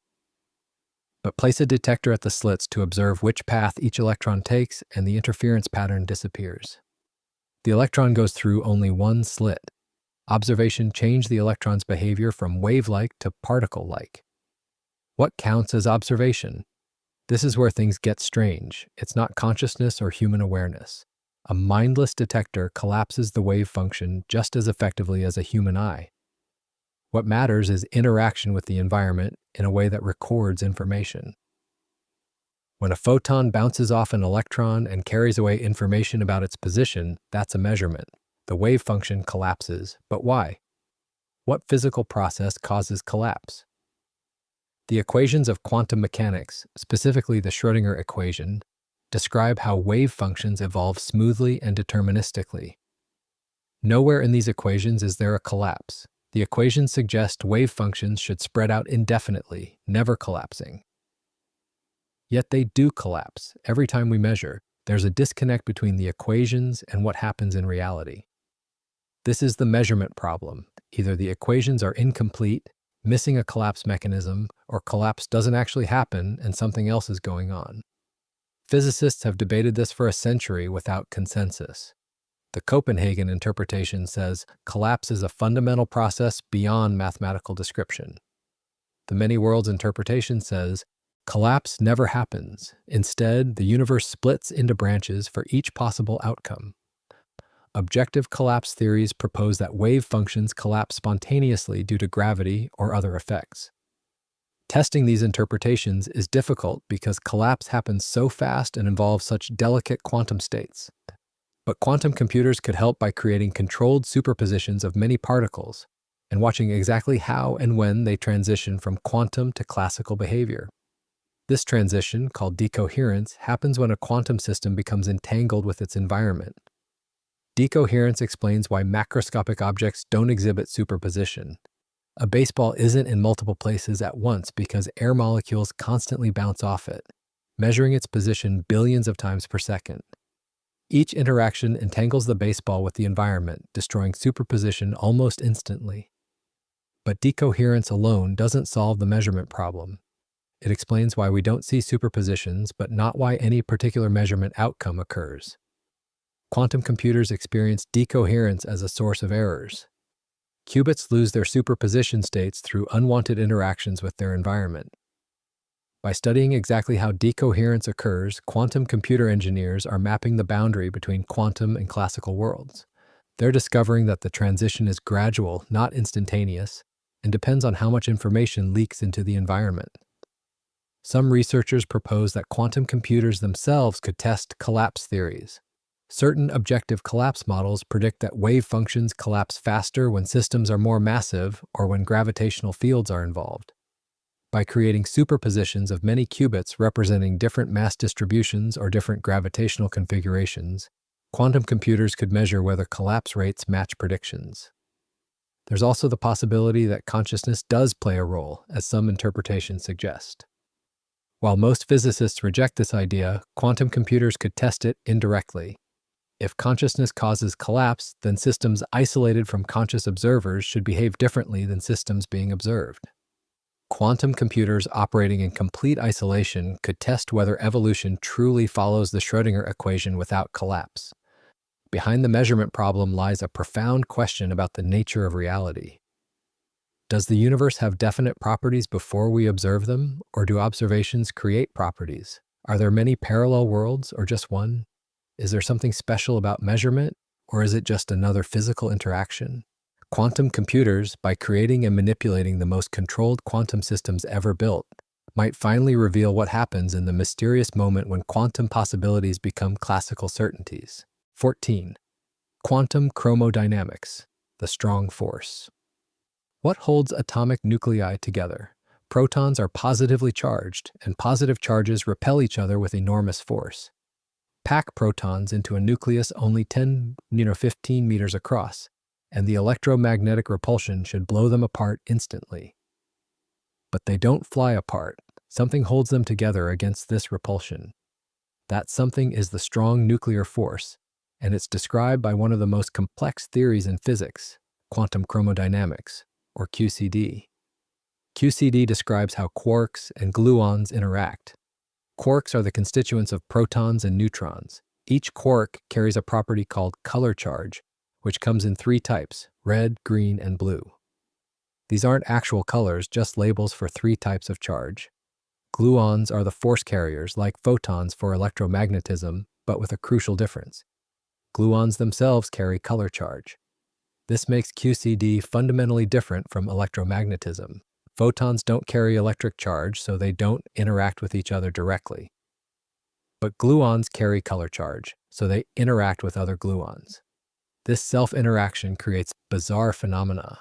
The strong force doesn't weaken with distance like other forces. Instead, it strengthens. Pull two quarks apart and the force between them increases, like stretching a rubber band. Pull hard enough, and the energy becomes so high that new quark-antiquark pairs pop into existence from the vacuum. You never isolate a single quark.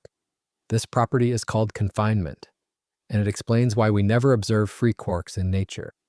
Quarks are always bound into groups. Three quarks make baryons like protons and neutrons, while a quark and antiquark make mesons like pions.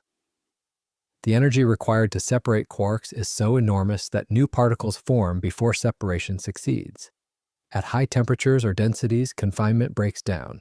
Quarks become free to roam in a state called quark-gluon plasma.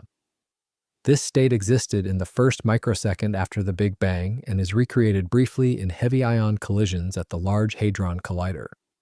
Understanding this state requires solving QCD under extreme conditions, something classical computers struggle with.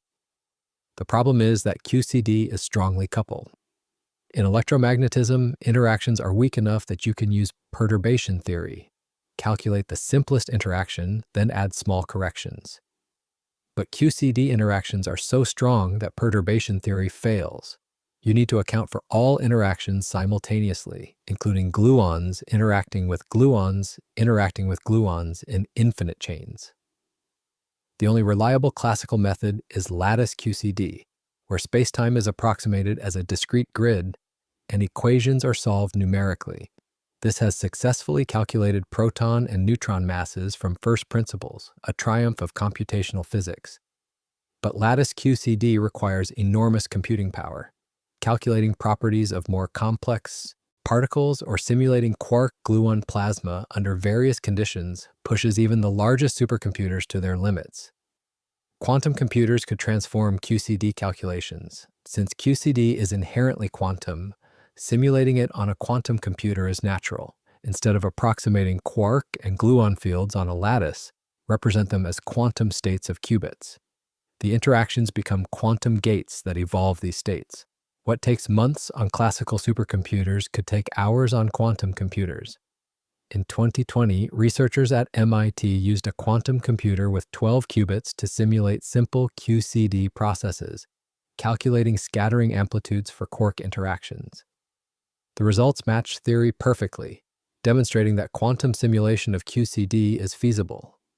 Scaling to hundreds of qubits would allow simulating hadron collisions, the nuclear structure, and quark-gluon plasma dynamics. One major application is calculating the QCD phase diagram. This maps how quark matter behaves at different temperatures and densities. At low temperature and density, quarks are confined in protons and neutrons. At high temperature or density, they form quark-gluon plasma. At extremely high density but low temperature, quarks might form exotic states like color superconductivity, where quarks pair up like electrons in superconductors. Understanding this phase diagram is crucial for interpreting neutron star observations. Neutron stars have cores at such high density that new QCD phases might exist. Different phases predict different neutron star properties: maximum mass, radius, cooling rate. Quantum computers could calculate exactly what phases are possible and what signatures they'd produce. Another application is understanding confinement itself. Why does the strong force strengthen with distance? What mathematical property of QCD causes this? Despite decades of work, there's no rigorous proof that QCD confines quarks. Quantum simulations could test confinement by directly calculating the potential between quarks at various separations, revealing the mechanism. There's also the mystery of glue balls, particles made entirely of gluons without quarks. QCD predicts they exist, but identifying them in experiments is difficult because they mix with ordinary mesons. Quantum computers could calculate glue ball masses, decay rates, and production mechanisms, helping experimentalists find them. QCD also connects to the cosmological matter-antimatter asymmetry. Certain QCD processes at high temperature violate CP symmetry, the symmetry between matter and antimatter. These violations are tiny at low temperatures but might have been significant in the early universe. Quantum computers could simulate QCD at Big Bang temperatures, calculating exactly how much CP violation occurred and whether it explains the matter excess. The strong force is aptly named. It's 100 times stronger than electromagnetism, millions of times stronger than the weak force, and 10⁻38 times stronger than gravity. It shapes nuclear physics, determines which elements exist, powers stars through fusion, and governs the most extreme conditions in the universe. Yet it's also the least understood fundamental force because its equations are so difficult to solve. Quantum computers offer the first realistic path to solving them exactly, revealing the full richness of the strong force and answering questions that have stood unanswered for decades. 15. Why the universe has 3 spatial dimensions. Why does space have 3 dimensions? This seems like a strange question. Space obviously has 3 dimensions: left, right, forward, backward, up, down. You can specify any location with 3 coordinates. It's so fundamental that questioning it feels pointless. But there's nothing in the basic laws of physics that requires 3 dimensions. Mathematically, spacetime could have any number of dimensions. So why 3? String theory actually predicts that space has 10 or 11 dimensions, not 3. The extra dimensions are compactified, curled up so small we don't perceive them. A garden hose viewed from far away looks one-dimensional, but up close it has a second circular dimension. Similarly, we perceive 3 large dimensions, while 6 or 7 remain microscopic. But this just pushes the question back. Why do 3 dimensions grow large while others stay small? One answer involves anthropic reasoning. Perhaps only 3-dimensional universes can support complex structures and life. In 2 dimensions, space is too constraining. You can't have complex neural networks because connections can't cross without intersecting. Digestive systems can't work because a through gut would split a 2D creature in half. Gravity behaves strangely and stable orbits don't exist. In 4 or more spatial dimensions, problems arise too. Gravitational and electromagnetic forces fall off as the inverse of the distance to the power of dimensions -1. In 3 dimensions, that's inverse square law. In 4 dimensions, it's inverse cube, making gravity and electromagnetism much weaker at distance. Planetary orbits become unstable. Atoms can't form because electrons spiral into nuclei. Complex chemistry seems impossible. But these anthropic arguments are unsatisfying. They explain why we observe 3 dimensions, but not why 3-dimensional universes exist to observe. A deeper answer requires understanding how dimensions emerge from fundamental physics. Some theories suggest dimensions aren't fundamental but emergent from more basic structures. In loop quantum gravity, spacetime is built from discrete quantum units. These units connect to form networks, and the dimensionality emerges from how they connect. At the Planck scale, spacetime might have a different, possibly fractal dimensionality. Only at larger scales does it appear 3-dimensional. Quantum computers could simulate these quantum networks and calculate what dimensionality emerges under different connection rules. String theory offers another perspective. The extra dimensions are stabilized by complex field configurations involving branes and fluxes. Small changes in these configurations could cause different numbers of dimensions to expand. The landscape of 10⁵ string vacua includes solutions with different large-scale dimensionalities. Perhaps our universe simply happens to be one where 3 dimensions grew large. Quantum computers could explore this landscape by simulating how extra dimensions stabilize.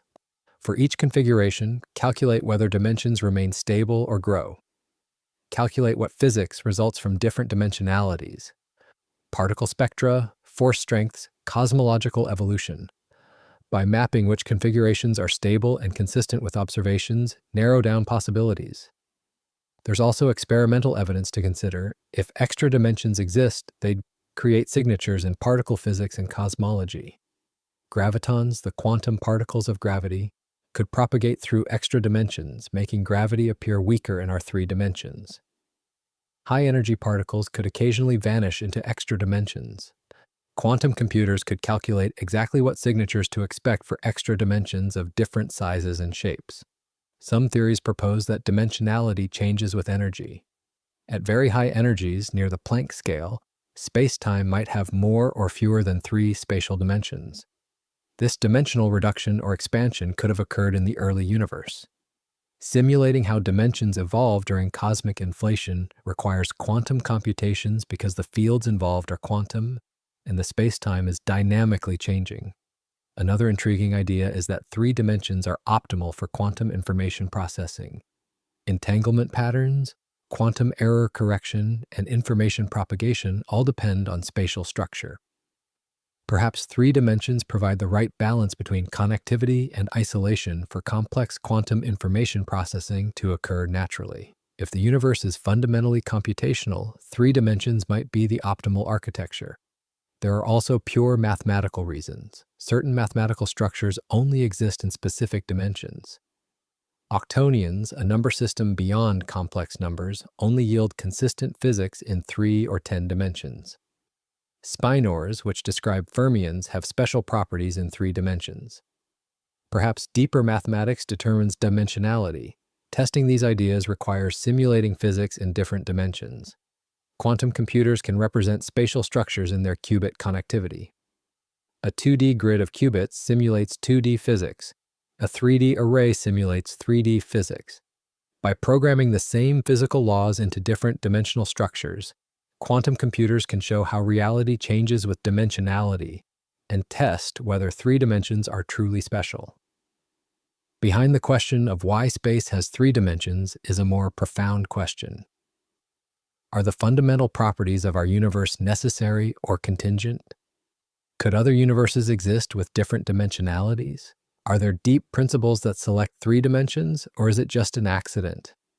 Quantum computers, by simulating alternate dimensional structures and testing whether they support complexity, might reveal whether we live in 3 dimensions by necessity, chance, or design. 16. The arrow of time. Why time only goes forward? Why does time flow in only one direction? You remember the past, but not the future. You can watch a glass fall and shatter, but never spontaneously reassemble. Eggs scramble, but never unscramble. Everywhere we look, processes are irreversible.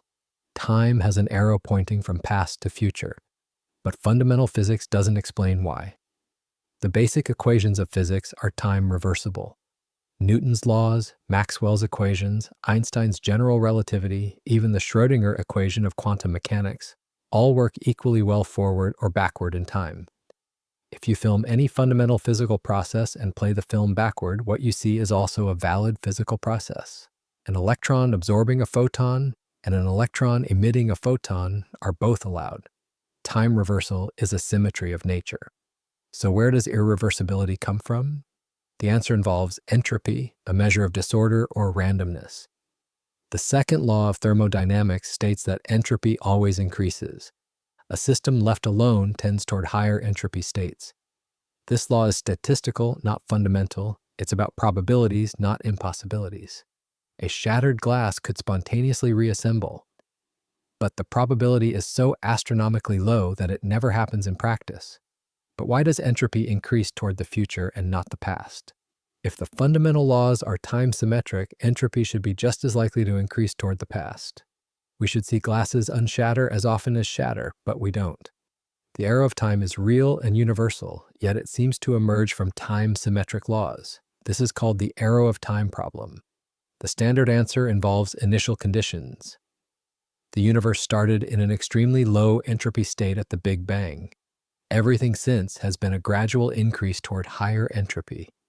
The arrow of time points in the direction of increasing entropy, which happens to point from the Big Bang toward the future. But this just raises another question. Why did the universe start with such low entropy? At the Big Bang, all matter and energy were concentrated in an incredibly small, smooth, uniform state. This seems high entropy since everything was mixed together, but gravitationally it was extremely low entropy. Gravity prefers clumping, stars, galaxies, black holes. A smooth distribution is highly ordered from gravity's perspective. As the universe evolved, gravitational clumping increased entropy, creating structure and directing the arrow of time. But calculating exactly how entropy evolved from the Big Bang to today is extremely difficult. You need to track billions of particles interacting gravitationally and quantum mechanically over 13.8 billion years. Different initial conditions might produce different entropy trajectories and different arrows of time. Classical computers can simulate only highly simplified models. Quantum computers could simulate realistic cosmological entropy evolution by representing matter and energy distributions as quantum states and evolving them according to gravity and quantum field theory. They can calculate how entropy increases and whether time's arrow emerges naturally. This tests whether our observed arrow of time is inevitable or just one possibility among many. There's also a quantum aspect. Quantum measurements are irreversible. Before measurement, a particle is in superposition. After measurement, the superposition collapses to one outcome. You can't reverse collapse and restore the superposition. This quantum arrow of time might be related to the thermodynamic arrow. Some physicists propose that wave function collapse is fundamentally entropy increasing. Quantum computers experience this directly. When decoherence destroys qubit superposition, information leaks into the environment irreversibly. The process increases total entropy. By studying exactly how and why decoherence is irreversible, quantum computer engineers are probing the connection between quantum mechanics and the arrow of time. Another mystery involves time reversal in quantum mechanics. Certain particle physics processes violate time reversal symmetry, meaning they behave differently when time is reversed. These violations are related to CP violation, which contributed to the matter-antimatter asymmetry. Quantum computers could simulate these processes in detail, revealing whether quantum time asymmetry is connected to the cosmological arrow. There's also the puzzling fact that different arrows of time align. The thermodynamic arrow points toward increasing entropy. The cosmological arrow points toward expansion. The psychological arrow points from past memory to future anticipation. The causal arrow points from cause to effect. Why do they all point the same direction? Is this coincidence or necessity? Some physicists propose that time's arrow could reverse. If the universe eventually stops expanding and contracts in a big crunch, entropy might start decreasing. Time would run backward. Future observers in a contracting universe would experience time flowing from what we call the future toward what we call the past. Quantum computers could simulate contracting universes and test whether entropy behaves this way. Behind the arrow of time lies one of the deepest asymmetries in nature. The past is fixed and knowable. The future is open and uncertain. We age, decay, and eventually die, all consequences of time's directional flow. Yet the fundamental laws suggest time shouldn't have a direction. Quantum computers, by simulating how entropy emerges from time-symmetric laws, might reveal why we experience time as flowing and whether the flow is truly fundamental or just a consequence of the universe's special initial state. 17. Gravitational waves and quantum computing. What are gravitational waves? They're ripples in spacetime itself, traveling at the speed of light. When massive objects accelerate, they create disturbances that propagate outward like waves on a pond. Einstein predicted them in 1916, but they're so weak that detecting them required 100 years of technological development. In 2015, LIGO finally detected gravitational waves from colliding black holes, confirming Einstein's prediction and opening a new window on the universe. Gravitational waves carry information that light cannot. Light is absorbed by matter, so we can't see through stars or into black holes. But gravitational waves pass through everything almost undisturbed. They reveal events that are invisible electromagnetically, black hole mergers, neutron-star collisions, possibly even the Big Bang itself. Each detection adds to our understanding of the universe's most violent phenomena, but interpreting gravitational wave signals is extremely difficult. LIGO detects tiny oscillations in spacetime, changes in distance smaller than a proton's width. These oscillations encode information about the masses, spins, and distances of merging objects. Extracting this information requires comparing observations with theoretical predictions called waveform templates. You need templates for every possible combination of masses and spins. Calculating these templates requires solving Einstein's equations for colliding black holes or neutron stars. This is one of the hardest problems in physics. Black holes are regions where spacetime is so curved that normal approximations fail. When two black holes orbit and merge, spacetime becomes violently dynamic.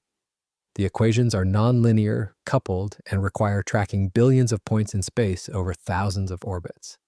Classical supercomputers can calculate templates, but only for limited cases. Each template takes weeks to compute. There are billions of possible combinations of masses, spins, and orbital parameters. Covering the full parameter space would take centuries. This limits LIGO's ability to detect unexpected signals or subtle features in observed waveforms. Quantum computers could accelerate waveform calculations dramatically. Einstein's equations can be reformulated as evolution of quantum states representing space-time geometry. Quantum algorithms can evolve these states exponentially faster than classical algorithms. What takes weeks on supercomputers might take hours on quantum computers. In 2021, researchers at Caltech proposed quantum algorithms for simulating curved spacetime. They showed that a quantum computer with 1,000 qubits could simulate black hole mergers, including quantum corrections, something classical computers cannot do. These quantum corrections might produce subtle features in gravitational waves that reveal quantum gravity effects. Quantum computing could also help detect gravitational waves. Current detectors use laser, interferometry, split a laser beam, send the beams down perpendicular arms, and measure how much the arm's lengths change due to passing gravitational waves.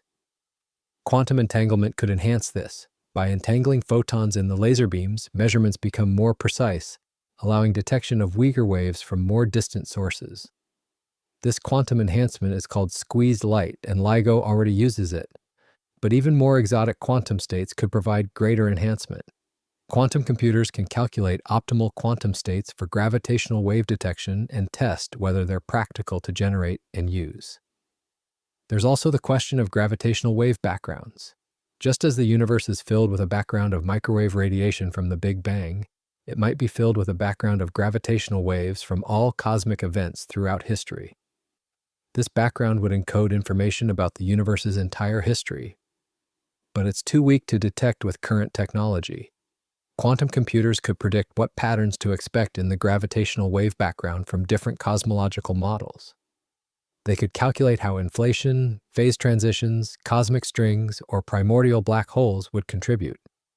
By comparing predictions with future observations, we could test theories about the early universe. Another application involves neutron star structure. When neutron stars collide, gravitational waves reveal their internal structure, how stiff or soft their matter is, whether exotic phases exist in their cores. But interpreting this requires knowing how matter behaves at nuclear densities, which depends on solving quantum chromodynamics under extreme conditions. Quantum computers could calculate neutron star equations of state precisely, improving interpretation of gravitational wave data. Behind gravitational wave astronomy lies the promise of observing the universe in entirely new ways. Just as telescopes revealed galaxies, radio astronomy revealed quasars, and X-ray telescopes revealed black holes, gravitational wave detectors are revealing a hidden violent universe. Quantum computers, by accelerating calculations and enhancing detection, will help us hear these cosmic whispers more clearly and understand the most extreme events nature can produce. 18. The holographic principle, the universe as information. What if the entire three-dimensional universe is actually a hologram? This sounds like science fiction, but it's one of the most profound ideas to emerge from theoretical physics in the past 30 years. The holographic principle suggests that all the information contained in a volume of space can be encoded on the boundary of that space, like a hologram encoding 3D images on a 2D surface. The idea emerged from black hole physics. In the 1970s, Jacob Bekenstein and Stephen Hawking discovered that black holes have entropy, a measure of information content. Surprisingly, this entropy is proportional to the black hole's surface area, not its volume. A black hole with twice the radius has 4 times the entropy, not 8 times as you'd expect for a 3D object. This was puzzling. If information is fundamentally 3D, entropy should scale with volume. But black holes suggested information is fundamentally 2D, encoded on surfaces. In 1993, physicist Gerard 't Hooft propose that this isn't just a property of black holes, but of the entire universe. Any region of space contains at most 1 bit of information per Planck area of its boundary surface. Think about this carefully. Your room appears 3D, filled with air molecules, furniture, and objects. But according to the holographic principle, all the information describing everything in your room is encoded on the room's walls, floor, and ceiling. The 3D interior is a projection, a holographic image emerging from 2D information. The most concrete realization of this idea is the ADS-CFT correspondence, discovered by Juan Maldacena in 1997. It relates string theory in a curved anti-de Sitter space to a quantum field theory on the boundary of that space, with 1 fewer dimension. This isn't just an analogy. The theories are mathematically equivalent, different descriptions of the same physics. What makes this revolutionary is that it connects quantum gravity, notoriously difficult to formulate, with ordinary quantum field theory without gravity. If you want to understand quantum gravity in the bulk space, solve the quantum field theory on the boundary. Problems that are impossible in the bulk become solvable on the boundary. But testing ADS-CFT requires performing calculations on both sides and verifying they match. The boundary quantum field theory involves strongly coupled particles interacting in complex ways. Classical computers struggle with these calculations. The bulk gravity theory involves curved spacetime and quantum corrections.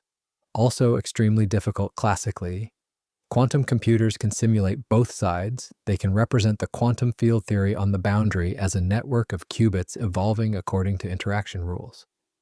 They can also represent the bulk spacetime geometry as a quantum state and evolve it according to Einstein's equations with quantum corrections.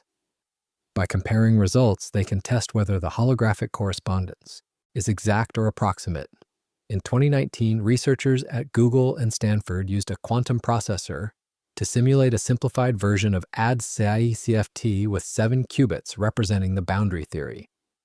They calculated correlation functions and compared them with bulk predictions. The agreement was perfect within measurement precision, providing the first direct quantum simulation of holographic duality. Scaling this to larger systems could answer profound questions. Is our universe holographic? We don't live in anti-de Sitter space. Our universe has positive cosmological constant, but similar holographic principles might apply. If so, everything we experience, all of 3D space, might be encoded on a distant 2D surface, perhaps at the cosmological horizon. This has implications for quantum gravity and black holes. The information paradox asks whether information is destroyed in black holes. Holography suggests it's preserved on the event horizon. When matter falls into a black hole, information gets scrambled and encoded on the horizon surface, eventually being released in Hawking radiation. Quantum computers can simulate this scrambling process. There's also a connection to quantum entanglement. Maldacena and Leonard Susskind propose that entanglement between particles on the boundary creates geometric connections in the bulk, possibly wormholes. This ER-EPR conjecture links quantum entanglement, EPR pairs, with spacetime geometry, Einstein-Rosen bridges. If true, spacetime itself emerges from quantum information. Quantum computers are natural tools for exploring this because they create and manipulate entanglement. By entangling qubits in specific patterns and measuring how these patterns correspond to emergent geometries, researchers can test whether spacetime truly emerges from entanglement as holography suggests. The holographic principle also implies limits on information density. You cannot pack arbitrarily much information into a region without forming a black hole. This suggests the universe might be fundamentally discrete, with information coming in minimum units. Quantum computers, which process discrete qubits, might be closer to nature's true computational architecture than classical computers with continuous variables. Behind the holographic principle lies a radical reconceptualization of reality. Space might not be fundamental, but emergent from information encoded on surfaces. Gravity might not be a force, but a consequence of how information is organized. The universe might be a vast quantum computation with spacetime as its output. Quantum computers, by simulating holographic theories, could reveal whether this strange vision is true and whether reality is truly holographic. 19. Why there are 4 fundamental forces. Why does nature have exactly 4 fundamental forces? Gravity holds planets in orbit and governs cosmic structure. Electromagnetism produces light, electricity, and chemistry. The strong nuclear force binds quarks into protons and holds nuclei together. The weak nuclear force causes radioactive decay and powers the sun. These four forces govern all physical phenomena. But why four? Why not 3 or 5 or 1? It wasn't always 4. In the 19th century, electricity and magnetism seemed distinct. Then Maxwell unified them into electromagnetism. In the 1960s, Sheldon Glashow, Abdus Salam, and Steven Weinberg unified electromagnetism with the weak force into the electroweak force. At high enough energies, above 100 GeV, they become indistinguishable. So really there are 3 independent forces: gravity, strong, and electroweak, or perhaps fewer. Grand unified theories attempt to unify the strong force with the electroweak force. At energies around 1016 GeV, these might merge into a single force, and theories of everything like string theory aim to include gravity, unifying all forces into one fundamental interaction. If successful, there would be only one force, appearing as 4 at low energies due to symmetry breaking. Symmetry breaking is key. At extremely high temperatures, like in the early universe, all forces were unified. As the universe cooled, symmetries broke spontaneously, like water freezing into ice crystals that pick specific orientations. First gravity separated, then the strong force, then electromagnetism and weak force split. Each breaking revealed a new distinct force. Why did symmetry break in this specific way? The pattern is related to mathematical structures called gauge groups. Electromagnetism is associated with U1 symmetry. The weak force uses SU2. The strong force uses SU3. The standard model combines these as U1 x SU2 x SU3. But why this combination and not others? Grand unified theories propose larger symmetry groups that contain the standard model. SU5 was the first, proposed in 1974. It unifies U1 x SU2 x SU3 into a single group. SO10 goes further, including right-handed neutrinos. These theories predict that forces unify at high energy and make testable predictions like proton decay, though none have been observed yet. The problem is calculating what happens when these symmetries break. You need to solve quantum field equations for multiple interacting fields at high energies, track how symmetries break as temperature drops, and determine which forces emerge. Classical computers can handle simplified models, but not realistic calculations, including all quantum corrections and particles. Quantum computers could simulate symmetry breaking from first principles, represent the unified theory's fields as quantum states, evolve them as the universe cools, and watch which symmetries break and when. This would show whether proposed unification schemes naturally produce the 4 forces we observe or require fine-tuning. There's also the question of force strengths. Why is gravity 1038 times weaker than electromagnetism? Why is the strong force about 100 times stronger than electromagnetism? These relative strengths are encoded in coupling constants, numbers that appear in equations but aren't predicted by theory. Unified theories should explain why coupling constants have their observed values. At high energies, coupling constants change through a process called running.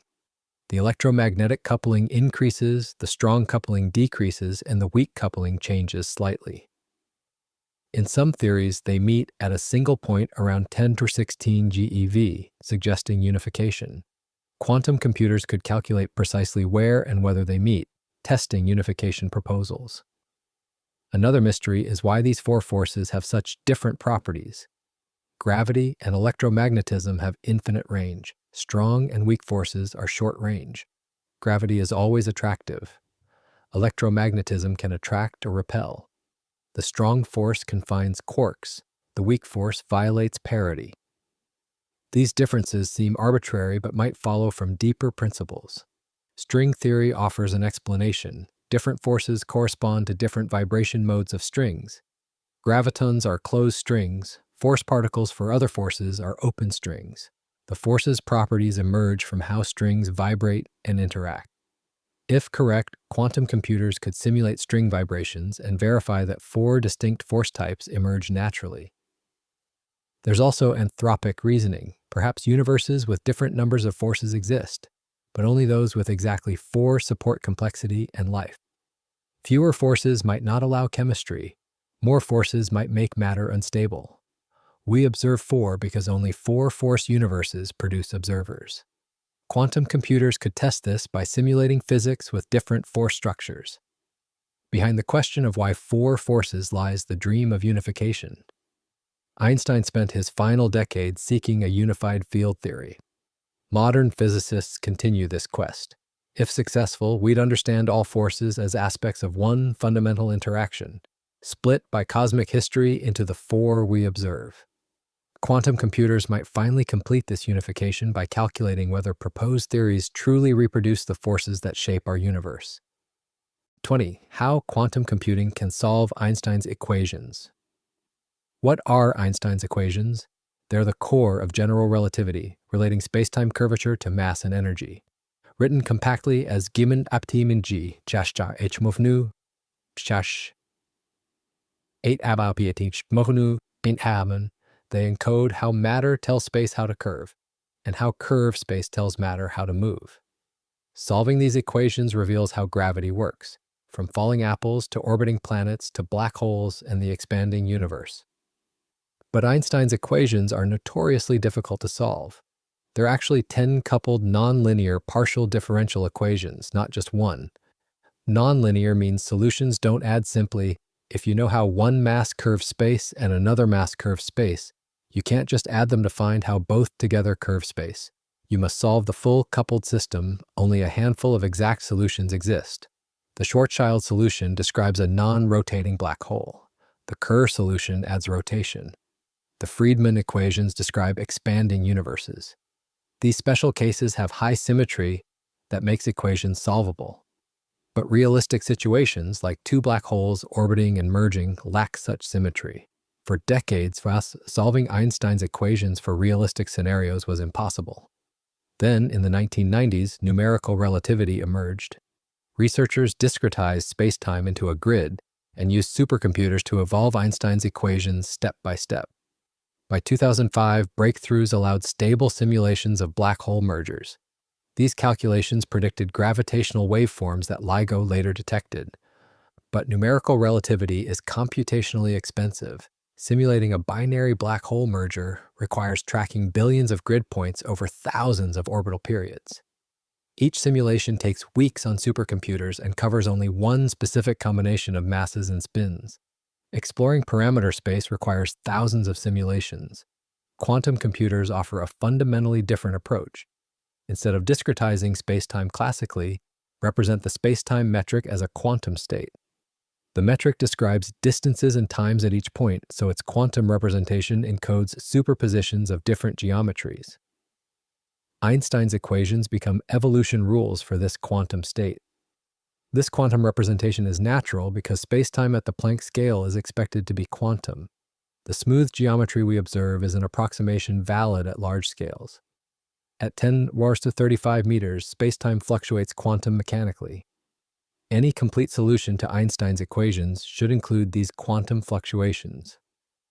Classical computers cannot represent quantum geometry. A superposition of n different geometries requires exponential resources. But quantum computers naturally represent superpositions. A system of 100 qubits can represent 2 100 geometries simultaneously, more than all the particles in the visible universe. In 2022, researchers at Perimeter Institute developed quantum algorithms for solving Einstein's equations, including quantum corrections. They showed that a quantum computer with 500 qubits could simulate spacetime evolution around a black hole, accounting for quantum fluctuations that classical simulations ignore. These fluctuations might produce observable effects in gravitational waves or black hole shadows. Another application is cosmology. The early universe was quantum, with spacetime fluctuating violently during inflation. These quantum fluctuations seeded galaxies billions of years later. Calculating exactly how quantum fluctuations evolved into classical density variations requires solving Einstein's equations coupled to quantum fields. Classical cosmological simulations use approximations like linear perturbation theory, valid only for small fluctuations, but fluctuations that form the first galaxies might have been large enough that nonlinear effects mattered. Quantum computers could simulate nonlinear quantum fluctuations exactly, testing whether our cosmological models are correct. Wormholes present another challenge. Solutions to Einstein's equations allow spacetime shortcuts connecting distant regions or different times. But maintaining a wormhole requires exotic matter with negative energy density. Does such matter exist? Quantum field theory allows temporary negative energy densities through vacuum fluctuations. Quantum computers could calculate whether these fluctuations suffice to stabilize wormholes. Black hole interiors also require quantum solutions. At the singularity, where density becomes infinite, classical general relativity breaks down. Quantum gravity effects must dominate. What happens there? Does time end? Does matter crush to zero volume or bounce? Quantum computers simulating quantum geometry could explore black hole singularities, revealing what lies at the heart of these cosmic enigmas. There's also the problem of quantum cosmology, solving Einstein's equations for the entire universe as a quantum system. This involves the Wheeler-DeWitt equation, a quantum version of general relativity. It's notoriously difficult because time disappears from the equation. The universe's quantum state doesn't evolve in time, it simply exists timelessly. Quantum computers could represent solutions to the Wheeler-DeWitt equation and determine what they imply for cosmic history.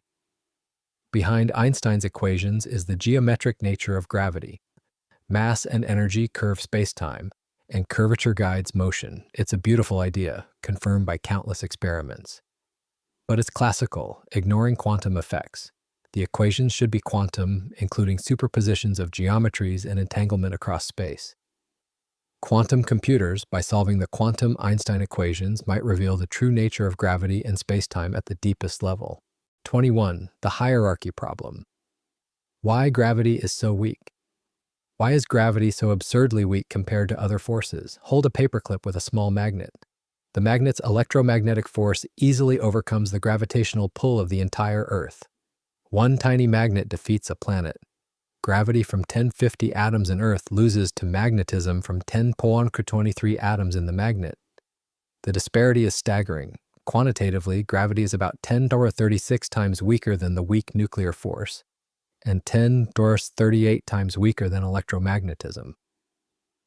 Why such enormous factors? This is the hierarchy problem, one of the deepest mysteries in physics. It's not just that gravity is weak, it's that this weakness seems unnatural, requiring extreme fine-tuning. The problem becomes acute when you consider quantum corrections. In quantum field theory, particle masses receive corrections from virtual particle loops.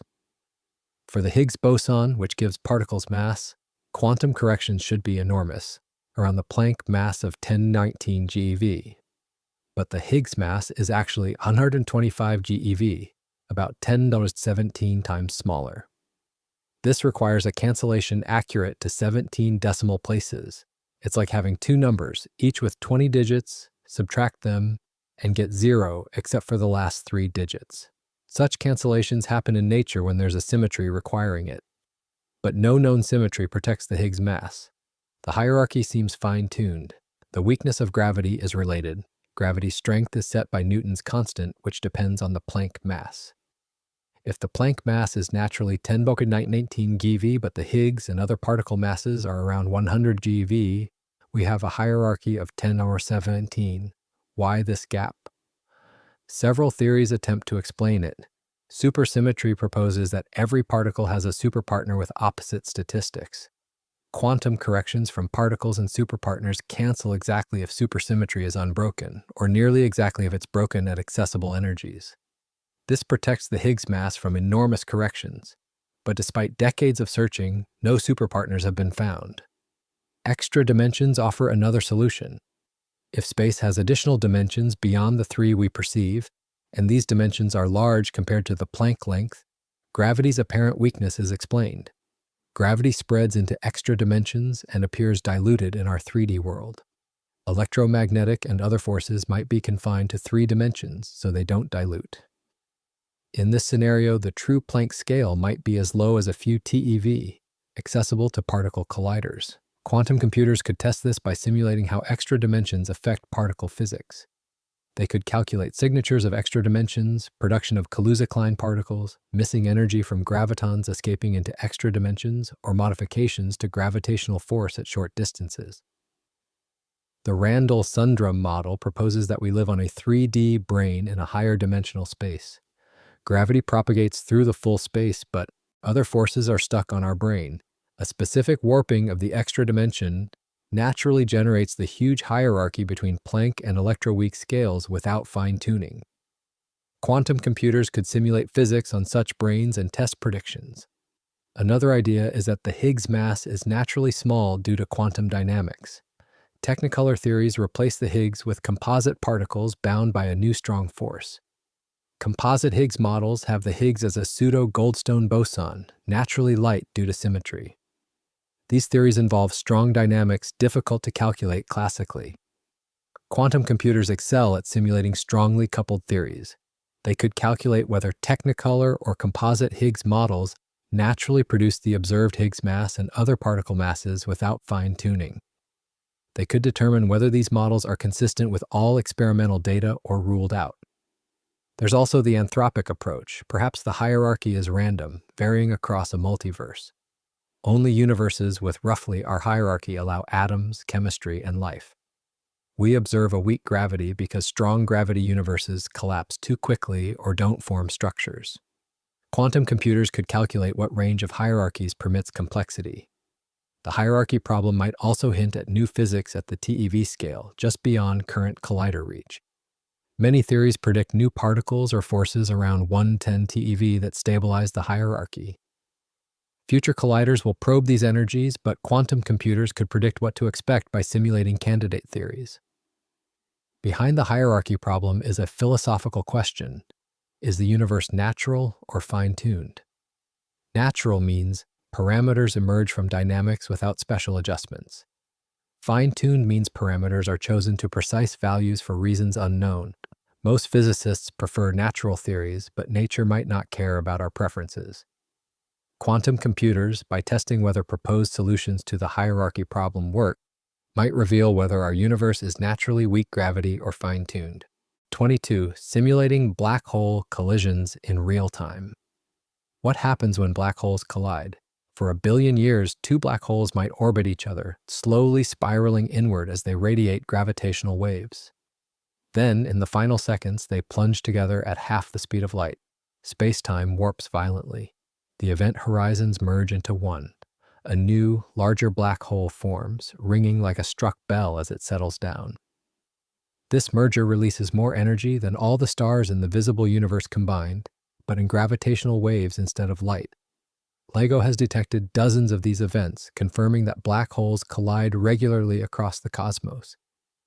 Each detection reveals the masses and spins of the colliding holes, and tests general relativity in the strongest gravitational fields nature produces. But interpreting these signals requires knowing what waveforms to expect. Before LIGO could detect anything, physicists spent decades calculating what gravitational waves black hole mergers should produce. This required solving Einstein's equations for 2 massive objects warping and moving through curved spacetime, one of the hardest computational problems in physics. The breakthrough came in 2005 when researchers achieved stable numerical relativity simulations. By carefully choosing coordinates and evolution equations, they prevented numerical instabilities that had plagued earlier attempts. Finally, complete waveforms for binary black hole mergers could be calculated. These waveforms became templates for LIGO to match against detected signals. But each simulation takes enormous resources. Simulating a single merger with specific masses and spins requires weeks on supercomputers with thousands of processors. The spacetime grid must resolve the black hole's horizons about 10 kilometers across for stellar mass holes, while also tracking waves spreading outward for thousands of kilometers. Billions of grid points evolve through hundreds of thousands of time steps. Parameter space is vast. Black holes have 2 parameters, mass and spin. For a binary, that's 4 parameters. Add orbital parameters like eccentricity and inclination, and there are dozens of combinations. To create complete waveform libraries covering all possibilities requires millions of simulations. Current libraries cover the most common cases but leave gaps. Quantum computers could revolutionize this. Einstein's equations can be reformulated as evolution of quantum states, representing spacetime geometry. Quantum algorithms can evolve these states much faster than classical algorithms for certain types of equations, potentially achieving exponential speedup. In 2023, researchers at Caltech developed quantum algorithms for simulating black hole collisions. They showed that representing spacetime curvature as entangled qubits and evolving via quantum gates naturally captures the nonlinear dynamics of Einstein's equations. A quantum computer with 2,000 qubits could simulate a binary black hole merger, including quantum corrections in hours instead of weeks. Real-time simulation would be transformative. When LIGO detects a gravitational wave, astronomers want to follow up with telescopes immediately. But identifying the source requires analyzing the signal, matching it to templates, and calculating the sky location. This takes hours or days. With quantum computers calculating waveforms in real time, follow-up could happen within minutes. Quantum corrections are also important. Black holes are classical objects in general relativity, but quantum effects should occur near the horizon. Hawking radiation is one example. Are there others? Do quantum fluctuations in the horizon affect merger waveforms? Classical computers cannot include these effects because quantum fluctuations involve superpositions of geometries. Quantum computers naturally represent superposed geometries. They could simulate black hole mergers, including quantum fluctuations, and determine whether these produce observable signatures in gravitational waves. Detecting such signatures would be direct evidence of quantum gravity, confirming that spacetime is fundamentally quantum.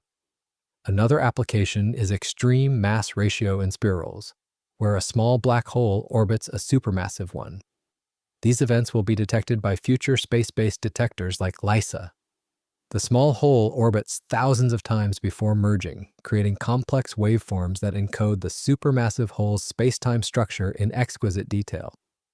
Calculating these waveforms requires solving Einstein's equations to much higher precision than for comparable mass mergers. Quantum computers could also simulate collisions involving exotic objects, boson stars, gravastars, or naked singularities. These hypothetical objects might exist and could collide with black holes. Their merger waveforms would differ from pure black hole mergers, providing ways to test whether black holes are truly black holes or something else.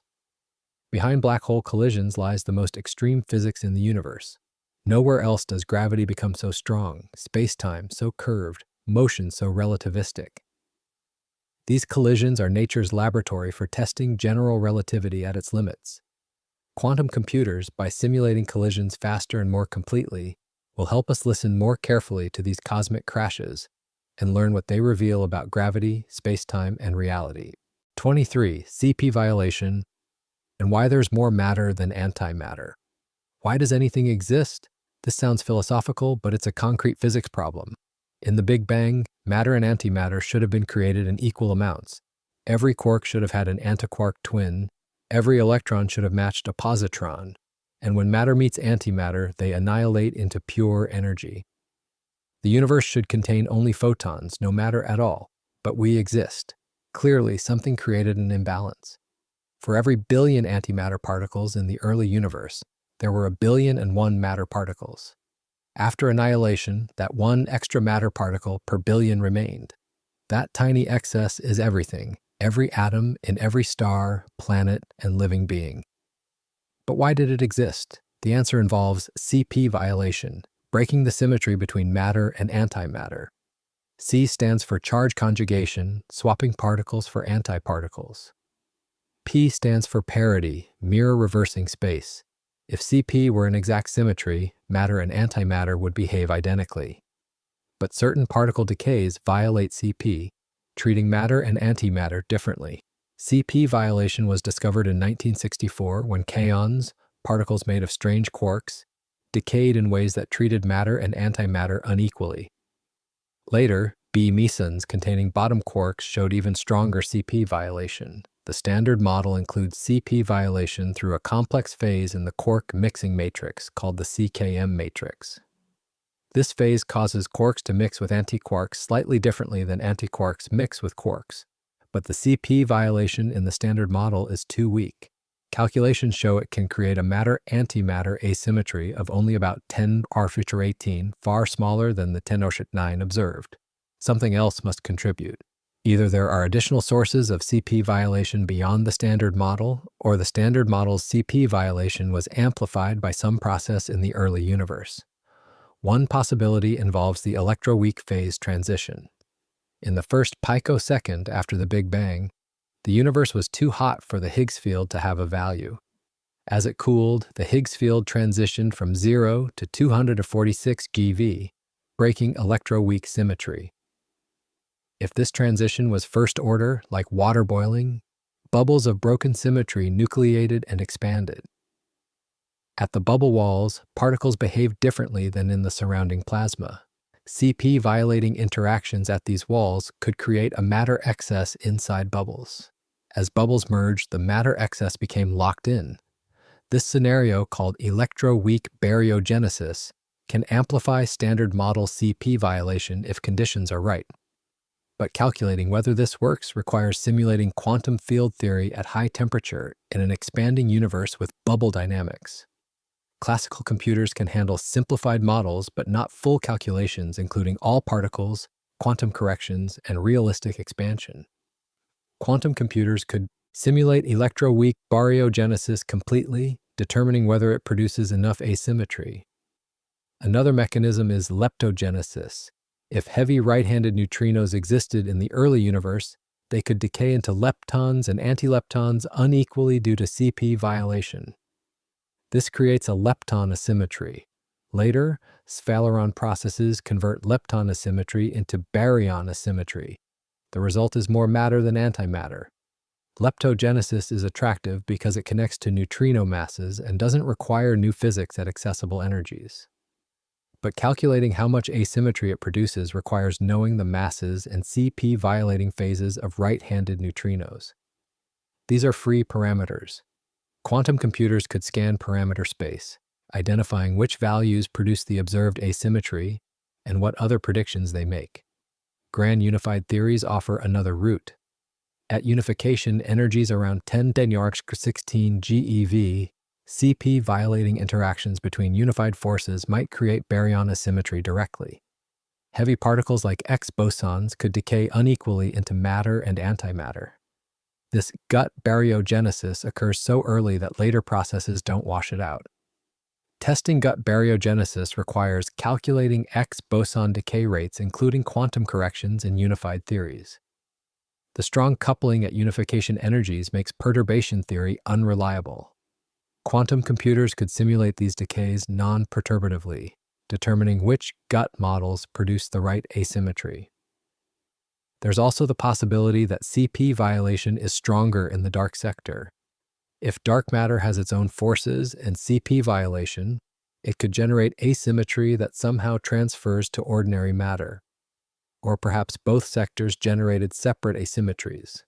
Quantum computers could explore these scenarios by simulating coupled evolution of visible and dark sectors.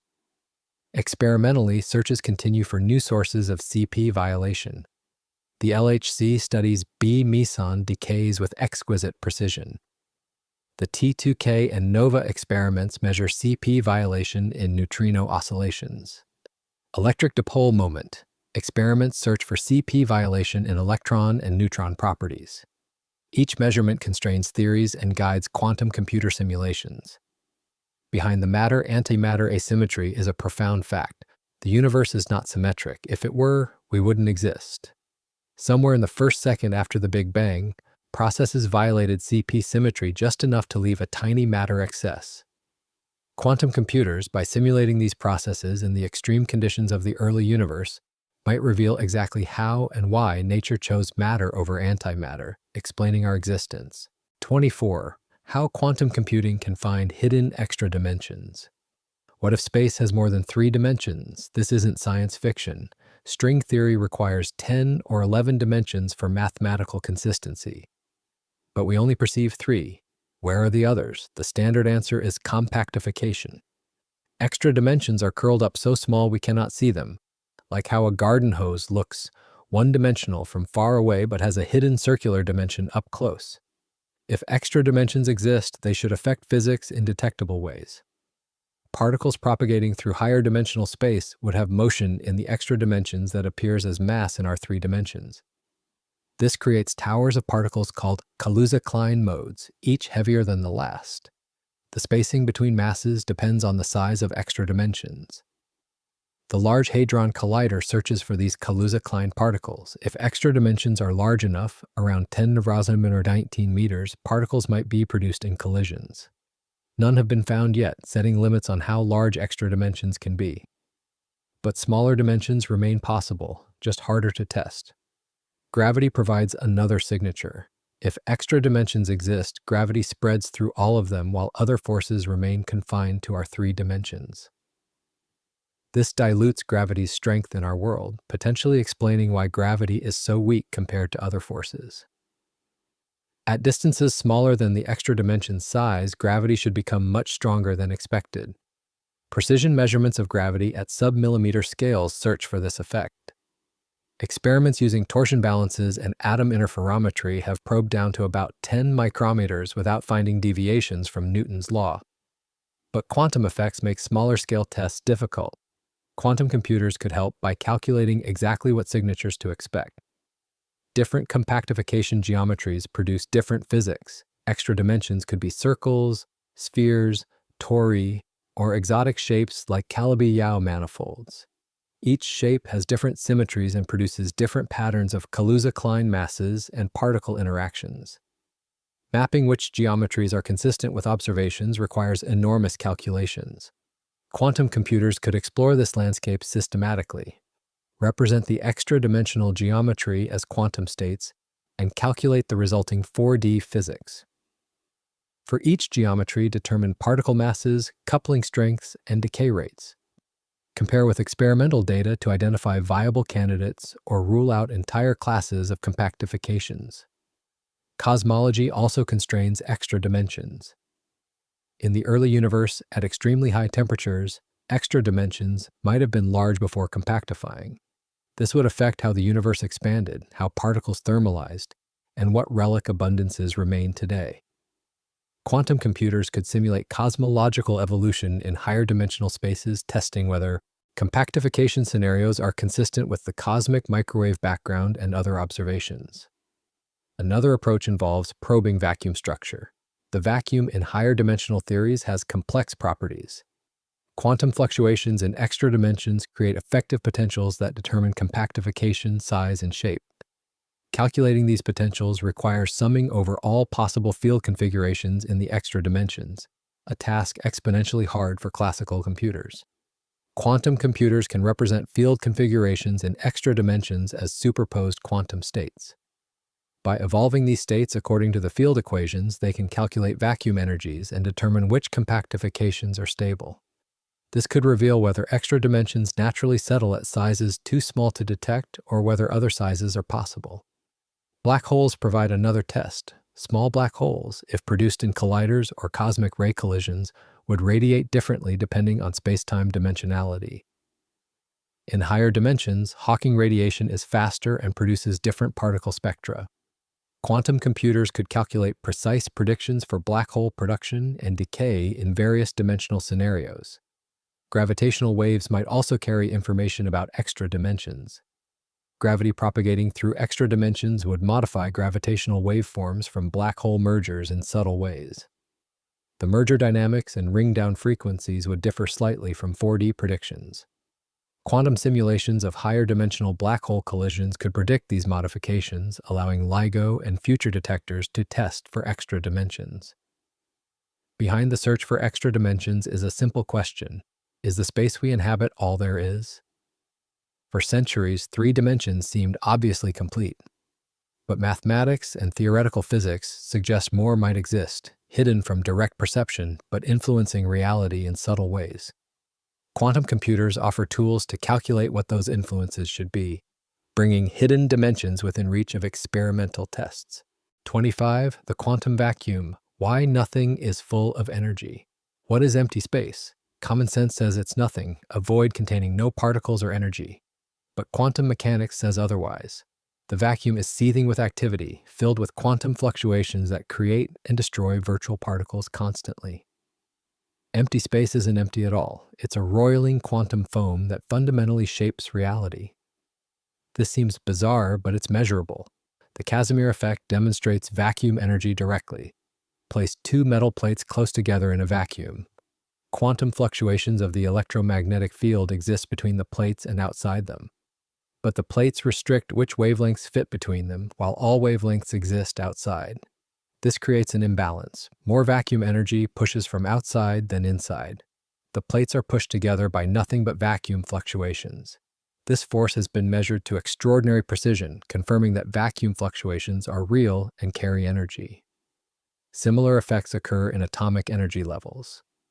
The Lamb shift, a tiny difference in hydrogen energy levels, results from the electron interacting with vacuum fluctuations of the electromagnetic field. Again, measurements match quantum predictions perfectly. But vacuum energy creates a profound problem. According to quantum field theory, every field contributes to vacuum energy. Electromagnetic field fluctuations contribute.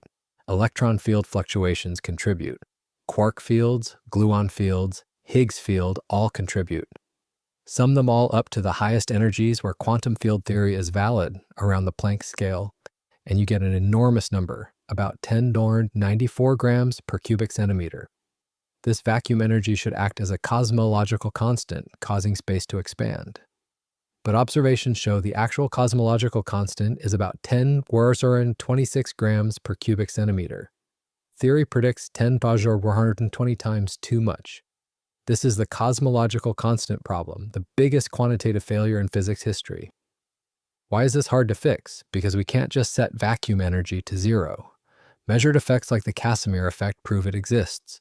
But somehow, contributions from different fields must cancel almost perfectly, leaving only a tiny residual. No known symmetry requires such cancellation. It seems like miraculous fine-tuning. Supersymmetry was hoped to solve this. In supersymmetric theories, every particle has a superpartner with opposite spin statistics. Particles contribute positive vacuum energy, superpartners contribute negative. If supersymmetry were exact, they'd cancel perfectly. But supersymmetry is clearly broken since superpartners are heavier. The cancellation is incomplete, and we're back to fine-tuning. Another approach suggests vacuum energy isn't constant but dynamical. Perhaps a field called quintessence slowly evolves, changing vacuum energy over cosmic time. This could explain why vacuum energy has its current value. We observe it during a particular epoch when it happens to be small, but this requires understanding quintessence dynamics, which depends on solving coupled quantum field and gravity equations. Quantum computers could calculate vacuum energy more accurately by simulating all fields simultaneously with quantum corrections included. Classical calculations use perturbation theory and cutoffs, introducing uncertainties. Quantum simulations could represent fields on a lattice in a quantum computer, evolve them, and measure the vacuum state's energy directly. This might reveal cancellation mechanisms we've missed. Perhaps quantum gravity effects at the Planck scale modify vacuum energy contributions. Perhaps unknown fields contribute negatively. Perhaps the vacuum has structure we haven't accounted for. By simulating the full quantum vacuum, including all known fields and potential unknown contributions, quantum computers could illuminate why the observable value is so small. There's also the question of vacuum stability. Is our vacuum the lowest energy state, or could it decay to something lower? The Higgs field's measured mass and coupling suggest our vacuum might be metastable, stable for now but capable of decaying given enough time or energy. A bubble of true vacuum could nucleate and expand at light speed, converting everything to a lower energy state with different physics. Calculating vacuum decay rates requires evaluating quantum tunneling probabilities through potential barriers in field space. This involves path integrals over all possible field configurations, computationally prohibitive classically. Quantum computers can sample these configurations efficiently, determining whether our vacuum is truly stable or living on borrowed time. Vacuum fluctuations also relate to fundamental constants. The electron mass receives corrections from vacuum loops, where virtual photons are emitted and reabsorbed. These corrections are infinite without regularization, requiring renormalization to extract finite predictions. Quantum computers might provide non-perturbative ways to calculate these effects, revealing whether constants emerge from vacuum dynamics. Behind the quantum vacuum lies one of nature's deepest mysteries. Why is nothing so close to truly empty? The universe balances on a knife edge with vacuum energy just barely non-zero. A little more and galaxies never form. A little less and we'd have a big crunch. Quantum computers might finally calculate what the vacuum energy should be and why, solving this ancient puzzle. 26. Quantum computing and the search for magnetic monopoles. What is a magnetic monopole?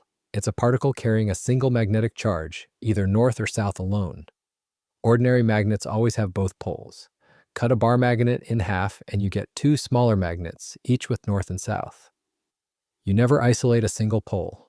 But theoretically, magnetic monopoles could exist as fundamental particles, carrying isolated magnetic charge like electrons carry isolated electric charge. Paul Dirac proved in 1931 that if even one magnetic monopole exists anywhere in the universe, it would explain why electric charge is quantized in discrete units. The existence of monopoles would create a deep symmetry between electricity and magnetism, completing Maxwell's equations. Modified to include monopoles, these equations become perfectly symmetric. Electric charges create electric fields, magnetic charges create magnetic fields.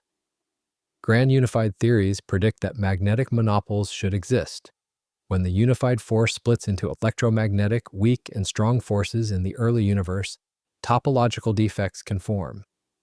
These defects trap magnetic field lines, creating localized regions that look like monopoles. Depending on the theory, monopoles could be extremely heavy, around 10^16 GeV, making them impossible to create in accelerators.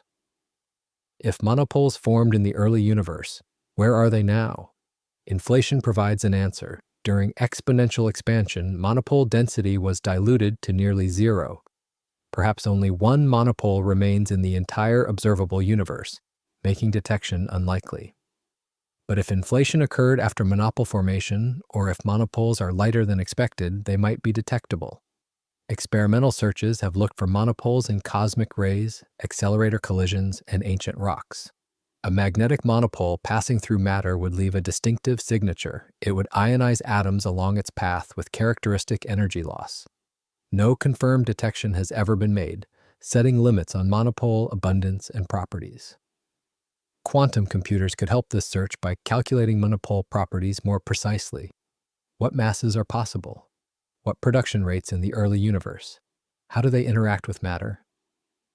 Classical calculations of monopole production involve non-perturbative quantum field theory in the early universe's extreme conditions, beyond current computational methods. By simulating grand unified theories during phase transitions, quantum computers could predict monopole masses, abundances, and interaction cross-sections. This would tell experimentalists exactly what to look for, how fast monopoles should move, how much energy they deposit, what decay products they might produce if unstable. There's also the possibility of creating monopoles artificially. While 10^16 GeV monopoles are impossibly heavy, some theories predict lighter composite monopoles bound by strong force dynamics. These might be accessible at the LHC or future colliders. Quantum computers simulating quantum chromodynamics could predict whether such objects are stable and how to identify them. Monopoles would also have fascinating astrophysical effects. A monopole passing through a neutron star's magnetic field would be accelerated to nearly light speed, producing detectable radiation. Monopoles captured by stars would catalyze proton decay, releasing energy and changing stellar evolution. Quantum computers could model these processes, predicting signatures for astronomers to seek. Another connection involves quantum Hall effects in condensed matter. Certain materials exhibit quasi-particles called emergent monopoles, excitations that behave like monopoles within the material even though they're collective effects of many electrons. Studying these emergent monopoles with quantum computers could reveal properties applicable to fundamental monopoles. Monopoles also relate to string theory. Certain string configurations wrap around compactified dimensions in ways that create monopole-like charges. Calculating these charges and their interactions requires solving string equations in curved extra dimensions, computationally intensive. Quantum computers could explore which string compactifications predict monopoles, with properties potentially observable in our universe. If monopoles exist and are found, it would revolutionize physics. They'd confirm grand unification, explain charge quantization, validate decades of theoretical work, and open new research directions. If they don't exist, that's also informative, ruling out entire classes of theories and suggesting nature chose different unification paths. Behind the monopole search is a beautiful symmetry between electricity and magnetism that nature apparently breaks. Quantum computers might reveal whether this asymmetry is fundamental or just apparent, whether monopoles hide in rare corners of the universe or are forever prohibited by deeper principles we haven't discovered. 27. Why the fundamental constants have these specific values? Why is the speed of light 299 million meters per second? Why does the electron have precisely 1.6 times 10 to the negative 19 coulombs of charge? Why is the gravitational constant 6.67 times 10 to the negative 11 in SI units? These fundamental constants appear throughout physics, determining how nature behaves. But physics doesn't predict their values. They're measured experimentally and plugged into equations. Why these numbers and not others? The Standard Model has about 26 fundamental constants: particle masses, coupling strengths, mixing angles, the Higgs vacuum expectation value. Each one is free parameter that must be measured. Theory explains how they relate to observable phenomena, but not why they have their measured values. This seems unsatisfying. A truly fundamental theory should predict constants from first principles, not accept them as inputs. Some constants are actually definitions. The speed of light is now defined to be exactly 292,458 MRMS, making it a standard that defines the meter. The elementary charge is defined to fix the coulomb. These aren't mysteries, they're choices of units. But dimensionless ratios between constants are physically meaningful and can't be defined away. The fine structure constant, approximately 137, is one such ratio. It measures the strength of electromagnetic interactions and appears throughout atomic physics. Why 137 and not 100 or 200? Nobody knows. Richard Feynman called it one of the greatest damn mysteries of physics, and noted that all good theoretical physicists worry about it. Anthropic reasoning provides one answer. Perhaps constants vary across a multiverse of universes. Most values produce sterile universes without stars, planets, or life. We observe our specific values because only universes with constants near these values produce observers. This explains fine-tuning but doesn't predict anything and isn't testable in the usual sense. String theory offers hope for predictions. The theory has no free parameters at the fundamental level. Constants emerge from how strings vibrate and how extra dimensions compactify. Different compactifications yield different constants. The landscape has 10 to 500 possible vacua, each with different constant values. Finding which vacuum describes our universe would predict all constants.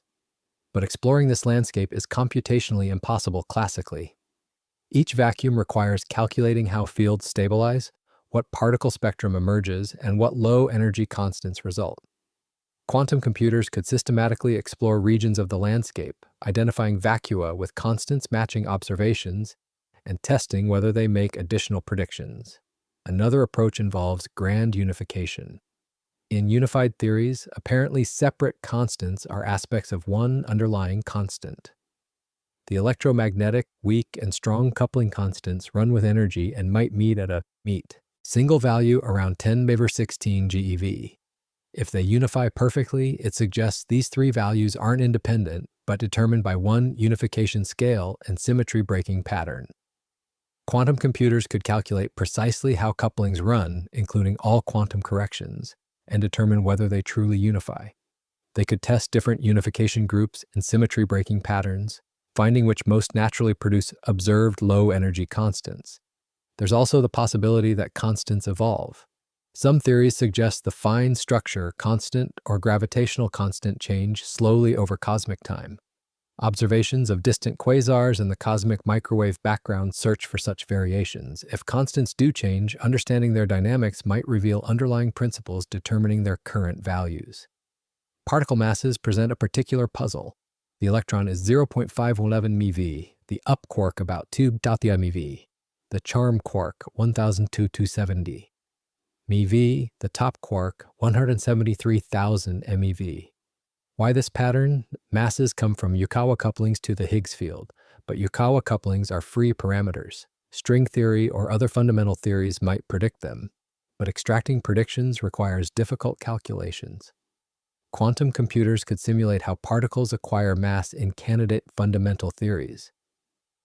In string theory, Yukawa couplings depend on overlap integrals of wave functions on Calabi-Yau manifolds. Computing these integrals classically is prohibitive, but quantum algorithms might make them tractable. The cosmological constant is another mystery. Why does it have the value 10^122 in Planck units? This seems arbitrary and finely tuned. If it's determined by string landscape statistics, quantum computers could calculate the distribution of cosmological constants across the landscape and determine whether our value is typical or rare. Behind the constants are perhaps deeper principles we haven't discovered. Maybe they're related by mathematics we don't yet understand. Maybe they're consequences of self-consistency. Only certain constant values allow stable matter, consistent quantum mechanics, and deterministic evolution. Quantum computers, by testing vast ranges of possibilities and calculating consequences, might reveal patterns that point toward underlying principles explaining why nature chose these specific numbers. 28. Cosmic inflation, testing the theory with quantum simulations. What happened in the first fraction of a second after the Big Bang?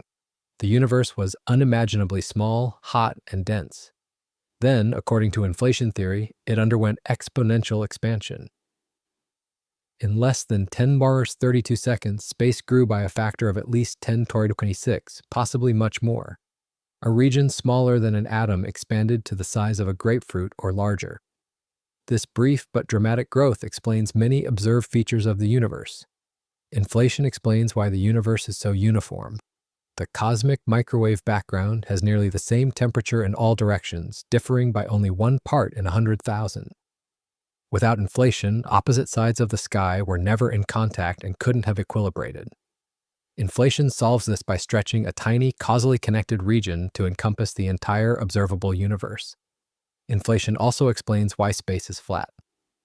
The universe's geometry is Euclidean to extraordinary precision, with curvature less than 0.4% of critical density. Without inflation, this would require absurdly fine-tuned initial conditions.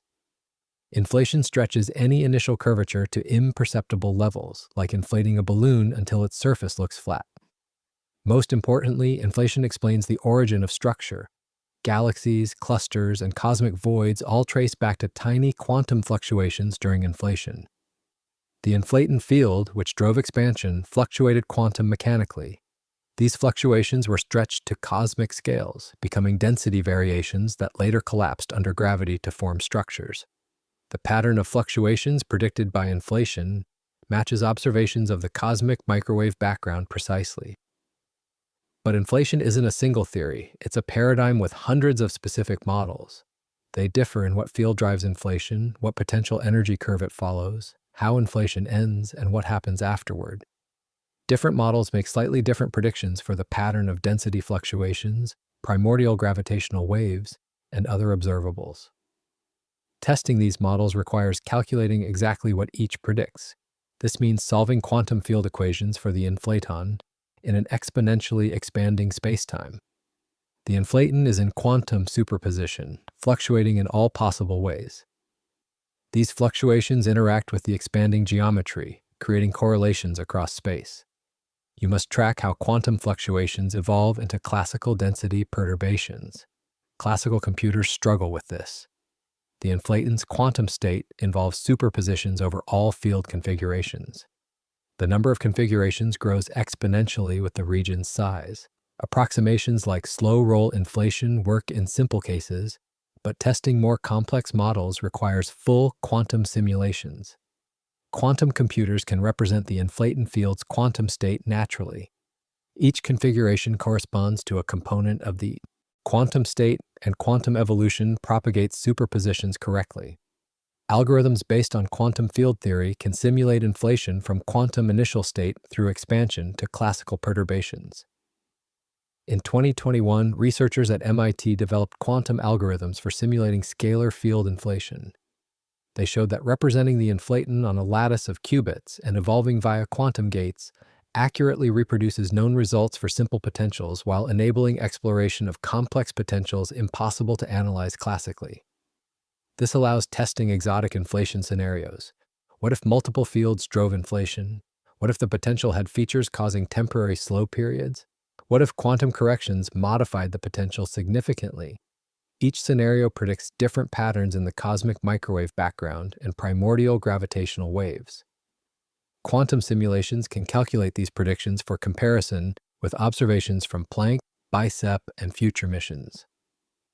There's also the question of eternal inflation. In many models, inflation never completely ends. While it stops in some regions, allowing normal expansion and structure formation, it continues forever in others. This creates an infinite multiverse of pocket universes with potentially different properties. Quantum simulations could test whether observed inflation models naturally lead to eternal inflation and what that implies.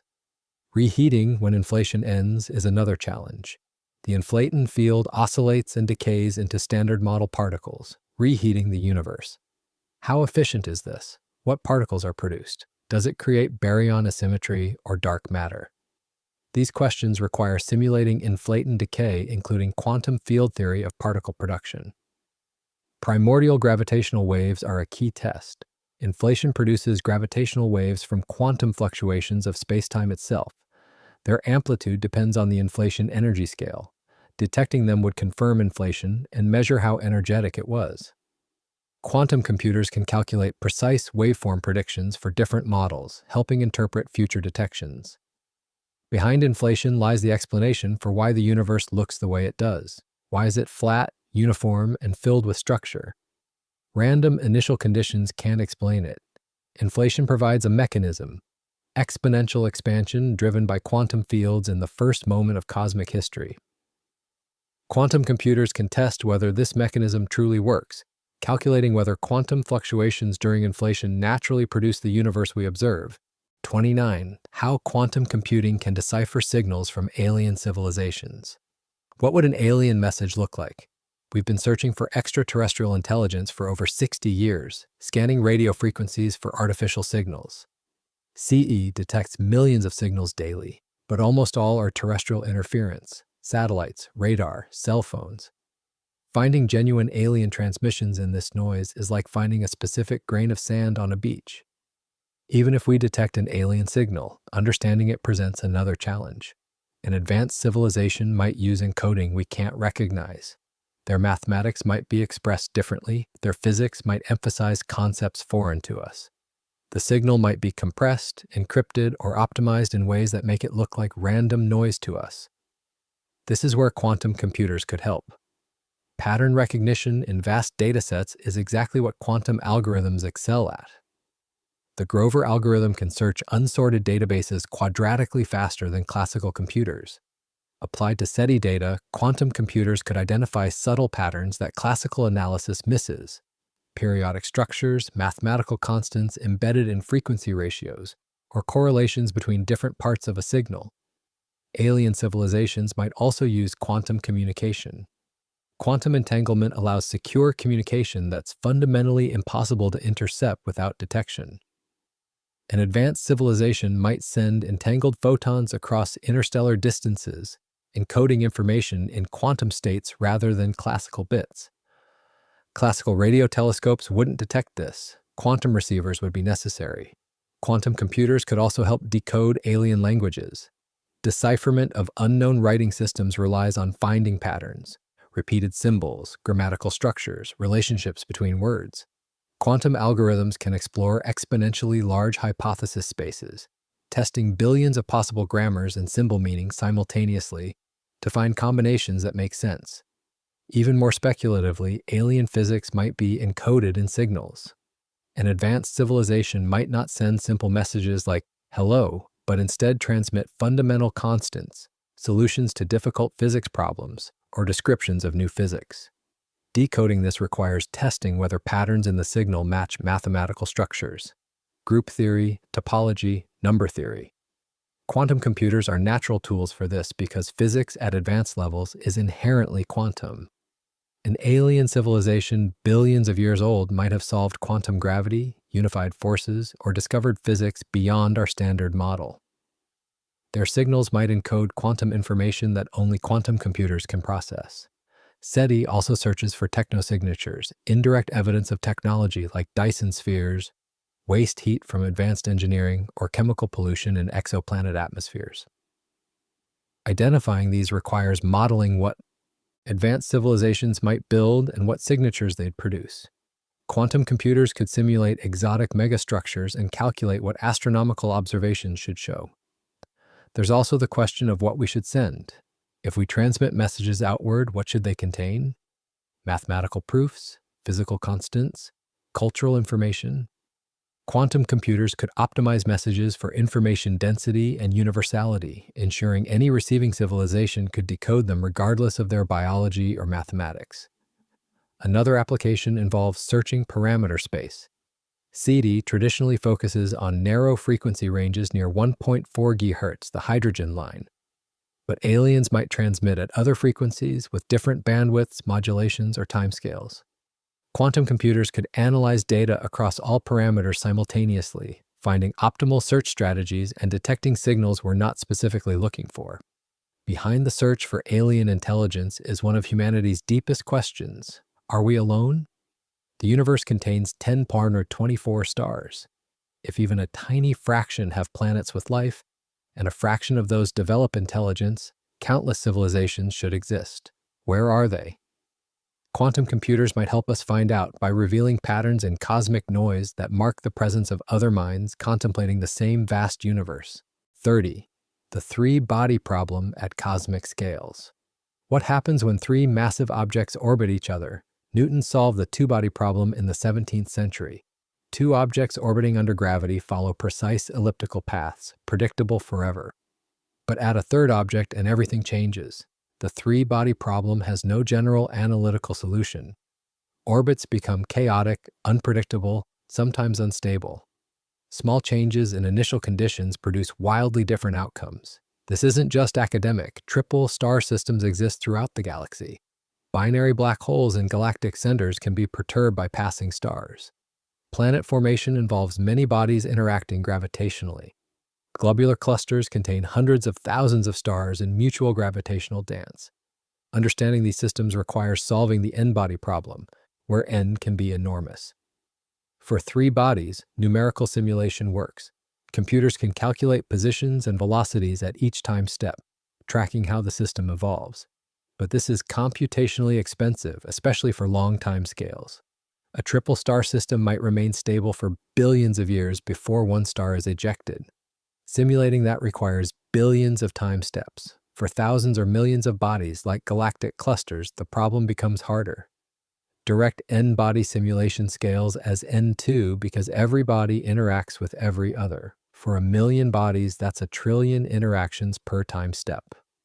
Supercomputers can handle this, but barely. Simulating galaxy collisions or dark matter halo formation pushes computational limits. Quantum computers could accelerate these simulations through quantum algorithms for differential equations. Einstein's and Newton's gravitational equations can be reformulated as evolution of quantum states. Quantum differential equation solvers can achieve exponential speedup for certain equation types, dramatically reducing simulation time. In 2020, researchers at the University of Maryland developed quantum algorithms for n-body gravitational problems. They showed that representing particle positions and velocities as quantum states and evolving them via quantum gates can simulate systems faster than classical methods, especially when long-term stability analysis is needed. This has applications beyond astronomy. The three-body problem appears whenever multiple forces compete. Molecular dynamics in chemistry involves many atoms interacting. Plasma physics involves charged particles with electromagnetic and kinetic forces. Weather systems have pressure, temperature, and wind interacting. All are variations of many-body problems. Chaos is another aspect.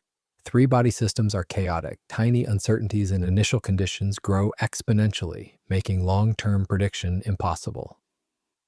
But short-term behavior is still predictable, and statistical properties remain meaningful.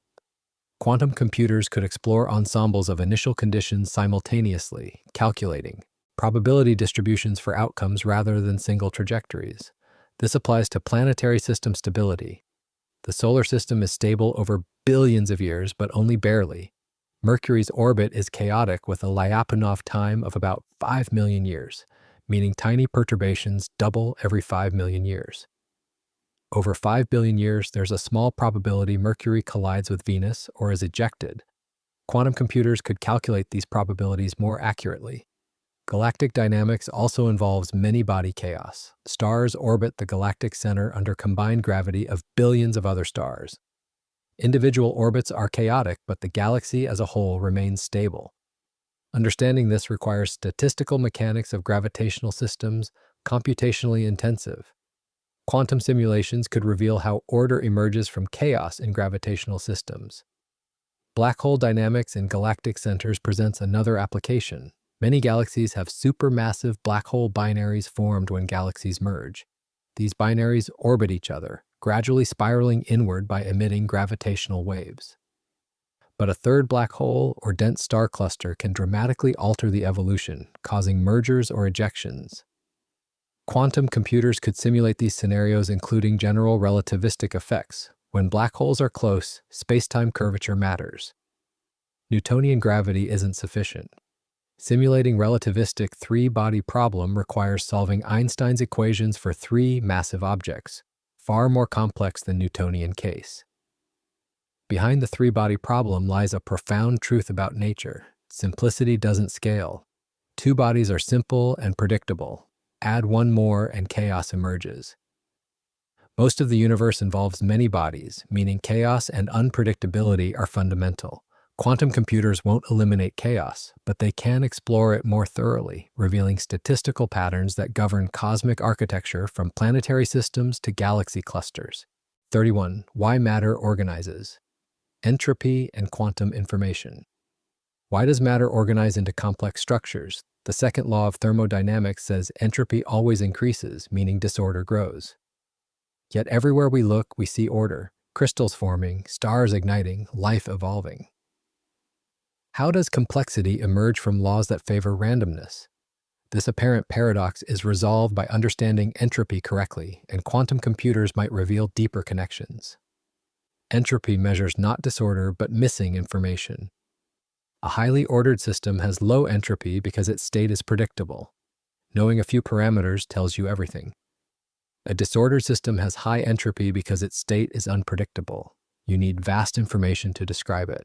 But local entropy can decrease if total entropy increases elsewhere. Stars illustrate this. Gravity pulls diffuse gas into dense stars, creating order from disorder.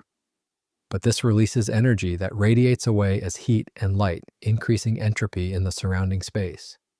Total entropy increases even as local entropy decreases. Stars are entropy pumps, creating local order by exporting disorder. Life does the same.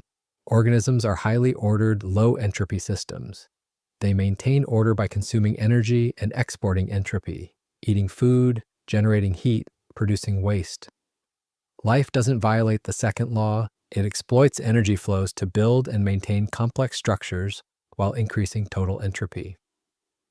But why do these structures arise at all? Thermodynamics allows local order but doesn't require it. Why doesn't everything just equilibrate into uniform chaos? The answer involves non-equilibrium dynamics. Systems far from equilibrium can self-organize into dissipative structures. Hurricanes, convection cells, chemical oscillations, living organisms. Understanding this requires statistical mechanics, tracking how many particles interact and exchange energy. For simple systems, classical statistical mechanics suffices, but at fundamental levels, quantum mechanics matters. Atoms, molecules, and fields are quantum. Their information content and entropy are quantum mechanical. Quantum entropy differs from classical. In classical physics, you either know a system's state or you don't. In quantum physics, systems can be in superposition or entangled, creating entropy from uncertainty and correlation. This quantum information entropy might play roles in self-organization we don't yet understand. Quantum computers can explore this by simulating many particle quantum systems far from equilibrium. Classical computers can't accurately simulate quantum systems beyond about 50 particles because quantum states grow exponentially complex. Quantum computers represent these states naturally, simulating hundreds or thousands of quantum particles. This allows studying how quantum matter self-organizes. Do quantum effects enhance or suppress pattern formation?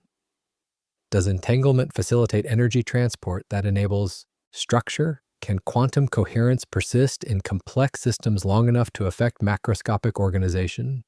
These questions are unanswerable classically, but testable on quantum computers.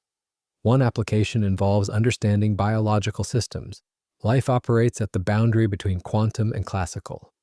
Photosynthesis uses quantum coherence to transport energy efficiently. Bird navigation might use quantum entanglement in the eye. DNA mutations involve quantum tunneling. Are these isolated effects or hints that life exploits quantum mechanics systematically? Quantum computers could simulate realistic biomolecules, including quantum effects, model photosynthetic complexes, neural microtubules, or enzyme active sites quantum mechanically. Determine whether quantum coherence provides functional advantages or is just noise. This could reveal whether life is fundamentally quantum or just classical systems with quantum components. Another application is understanding phase transitions. When water freezes, molecules organize from disordered liquid to ordered crystal. This is entropy decreasing locally, but entropy increasing globally. At critical points, fluctuations span all length scales, producing universal behaviors. These critical phenomena might have quantum analogs where quantum fluctuations drive organization. Quantum computers can simulate quantum phase transitions in models too complex for classical analysis. They can watch how quantum systems organize at absolute zero, where thermal fluctuations vanish but quantum fluctuations remain. This reveals purely quantum organizational principles. There's also information theoretic perspective. Perhaps the universe evolves to maximize information processing or minimize information loss. Complexity emerges because complex structures process information more efficiently than simple ones. If true, the laws favoring complexity are informational, not thermodynamic. Quantum computers, as information processors, might reveal whether this perspective is correct. Behind every organized structure, from crystals to consciousness, is an interplay between energy, entropy, and information. The second law drives toward disorder, but energy flows create islands of order that grow, complexify, and evolve. Quantum computers might reveal whether this process has quantum underpinnings, whether quantum information plays essential roles, and whether the emergence of complexity follows principles we haven't yet discovered. 32. Quantum computers and the final fate of the universe. What is the ultimate fate of the universe? This question has haunted humanity since ancient times, but only recently have we had physics to address it seriously. The answer depends on two things: the universe's geometry and the nature of dark energy. Both are measurable, and current measurements point toward a future that's both eternal and bleak. The universe is expanding, and that expansion is accelerating. Dark energy, whatever it is, pushes space outward faster and faster. If this continues indefinitely, the future is called heat death or big freeze. As expansion continues, galaxies move apart. Eventually, distances become so large that galaxies beyond our local group recede faster than light. They disappear beyond the cosmic horizon, forever unreachable. Within our local group, stars continue burning for trillions of years, but eventually all hydrogen is exhausted. Stars die and aren't replaced. The universe grows darker.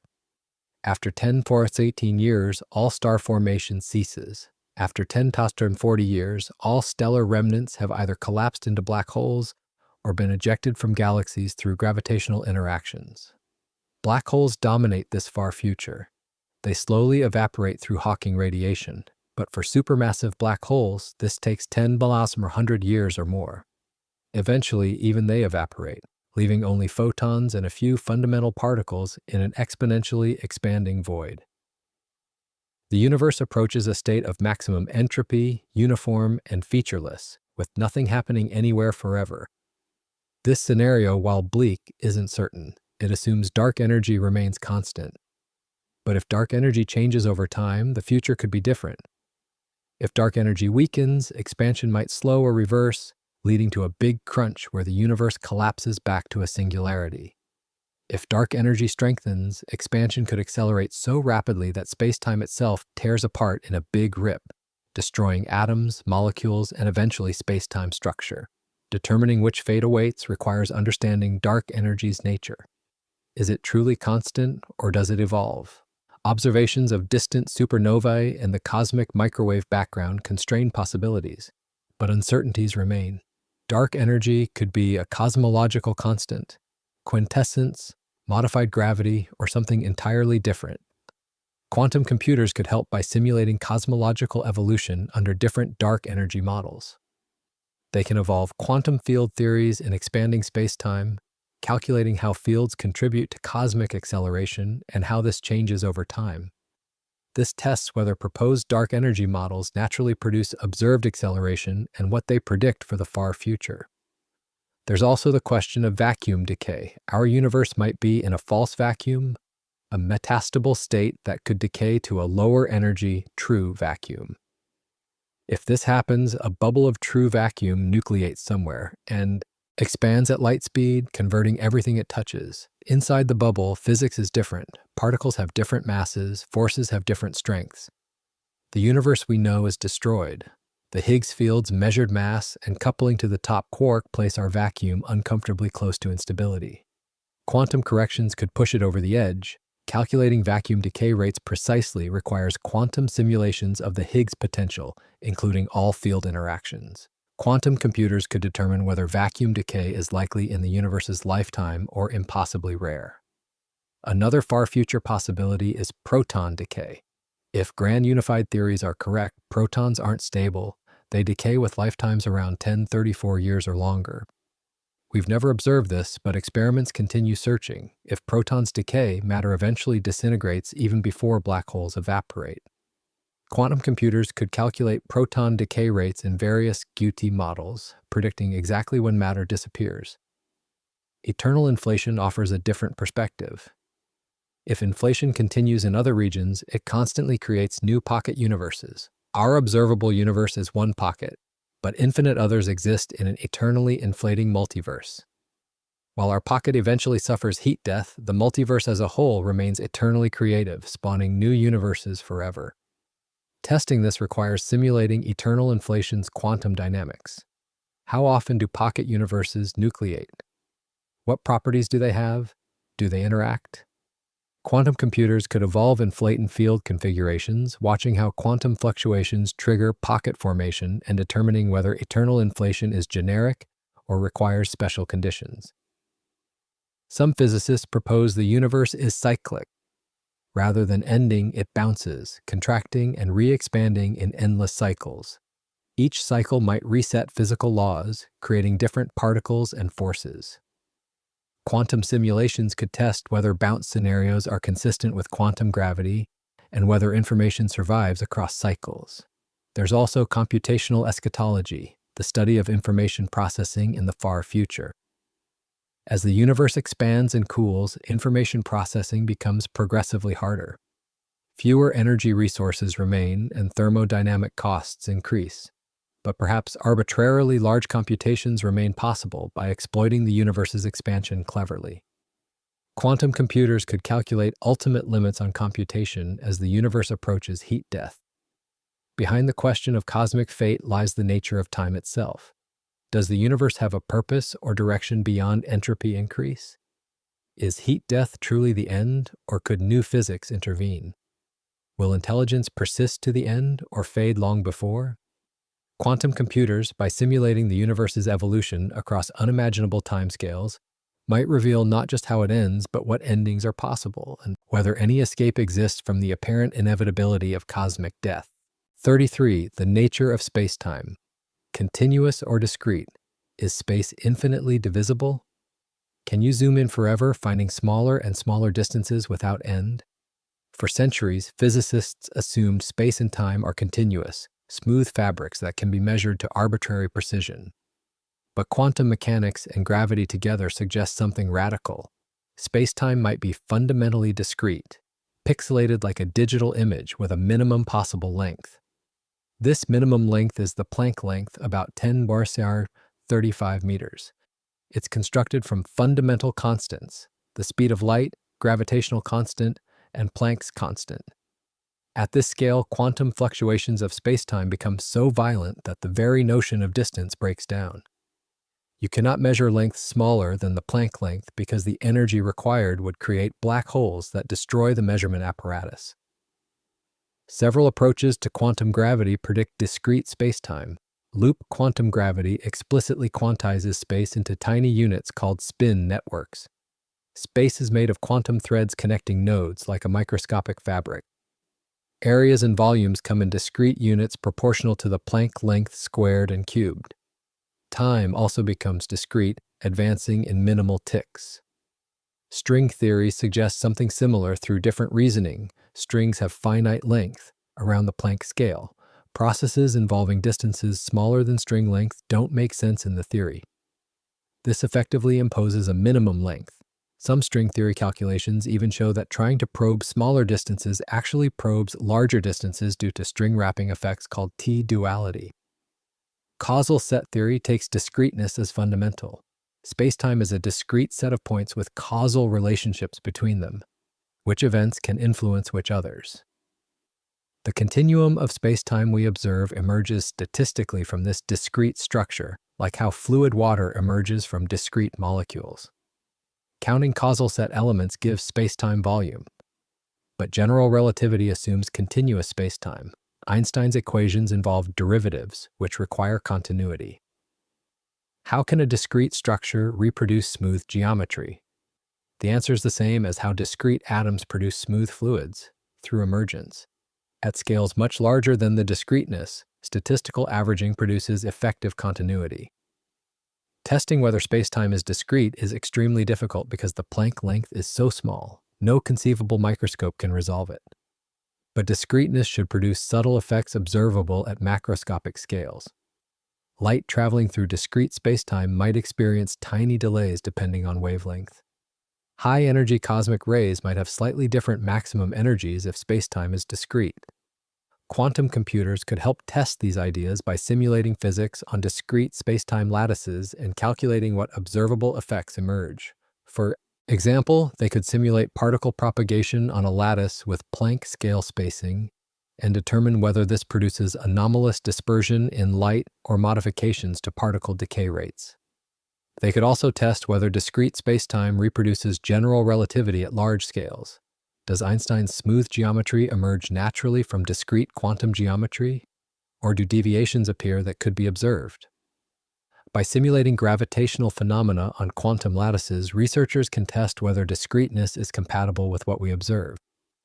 Another application involves black hole physics. In loop quantum gravity, black hole singularities are resolved by discreteness. Space cannot collapse to infinite density because there's a minimum volume. Instead, matter bounces, potentially creating a white hole that expels material. Quantum computers could simulate these quantum black holes and calculate whether they produce observable signatures different from classical black holes. Cosmology also constrains spacetime structure. If space is discrete, the Big Bang was not a true singularity but a quantum bounce from a previous contracting phase. The cosmic microwave background should carry imprints of this bounce or of discrete spacetime structure during inflation. Quantum computers could simulate quantum cosmologies on discrete spacetime and predict what patterns should appear. There's also the measurement problem. If spacetime is discrete, quantum measurements might naturally select discrete eigenvalues. Continuous measurements become approximations to discrete underlying processes.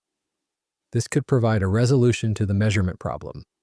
Collapse happens because nature is fundamentally discrete, not continuous. Discrete spacetime also impacts quantum field theory. Fields defined on discrete lattices behave differently than continuum fields. Divergences that plague continuum theories might be automatically regulated by discreteness. Quantum computers, which naturally work with discrete systems, might be ideal for formulating physics on discrete spacetime. One philosophical implication is that the universe becomes more computational. If spacetime is discrete and field values quantized, the universe resembles a cellular automaton updating according to rules. This connects to digital physics proposals that reality is fundamentally informational or computational. Quantum computers could test whether such models reproduce observed physics. Behind the question of spacetime's nature is a fundamental choice about reality. Is nature continuous and infinite, or discrete and finite? Does Zoom go on forever, or does it end? These aren't just philosophical questions, but testable physics. Quantum computers, by simulating both possibilities and calculating their consequences, might reveal whether spacetime is the smooth stage Einstein imagined or a pixelated quantum structure underlying all existence. 34. How quantum computing can prove we live in a simulation. Are we living in a computer simulation? This sounds like science fiction, but it's a serious philosophical hypothesis. In 2003, philosopher Nick Bostrom argued that if civilizations can create realistic simulations and they want to run many simulations, then most conscious beings exist inside simulations rather than base reality. Statistically, we're probably simulated. This depends on three propositions. First, advanced civilizations reach technology capable of running realistic universe simulations. Second, they actually run such simulations, perhaps for research or entertainment. Third, simulations can contain conscious observers who don't realize they're simulated. If all three are true, simulated beings vastly outnumber real ones. Can we test this? If we're simulated, there might be detectable signatures. Simulations require finite computational resources, so they likely use shortcuts, approximations, or optimizations. These might produce anomalies, patterns that wouldn't exist in a fundamental universe but would appear in simulations to save computing power. One possible signature is pixelation. Just as our simulations use discrete grids, a parent simulation might discretize spacetime to save memory and processing. We've already discussed that quantum gravity predicts discrete spacetime at the Planck scale. But what if discreteness appears at larger scales than physics predicts? That could indicate simulation. Quantum computers could test this by simulating universes and identifying optimal discretization scales. What's the coarsest grid that reproduces observed physics? If our universe's apparent discreteness scale matches simulation optimization rather than fundamental physics, it's evidence for simulation hypothesis. Another signature involves computational complexity. Simulating quantum mechanics is hard. A simulator might use classical approximations except when forced to compute full quantum behavior, like when we make measurements. This would create a distinction between observed and unobserved systems that goes beyond standard quantum mechanics. Testing this requires checking whether unobserved quantum systems evolve exactly according to Schrödinger's equation or show deviations consistent with classical approximation. Quantum computers could probe this by creating large entangled systems and verifying that evolution is truly quantum, even when not directly observed. Any systematic deviations might indicate simulation approximations. Glitches provide another test. Complex simulations have bugs, unanticipated edge cases where code behaves incorrectly. In a universe simulation, these might appear as physical anomalies that violate expected laws. Unexplained observations like certain cosmological anomalies or rare particle physics events might be glitches. Quantum computers could catalog all known anomalies and test whether they form patterns consistent with software bugs, clustering in parameter space, dependence on observation methods, or correlations suggesting shared computational pathways. Finding such patterns wouldn't prove simulation, but it would be intriguing. Resource management offers another angle. Simulations render only what's observed, like video games rendering only visible scenes. A universe simulator might not compute distant galaxies in full detail until someone observes them. This could create a horizon effect where details of distant objects snap into focus when observed, different from the smooth quantum evolution physics predicts. Testing this requires comparing evolution of observed versus unobserved distant systems. Do stars and unobserved galaxies evolve exactly as physics predicts, or do their states suddenly update when first observed? Quantum telescopes might detect such discontinuities by using quantum entanglement to observe without direct photon exchange. Mathematical structure provides deeper tests.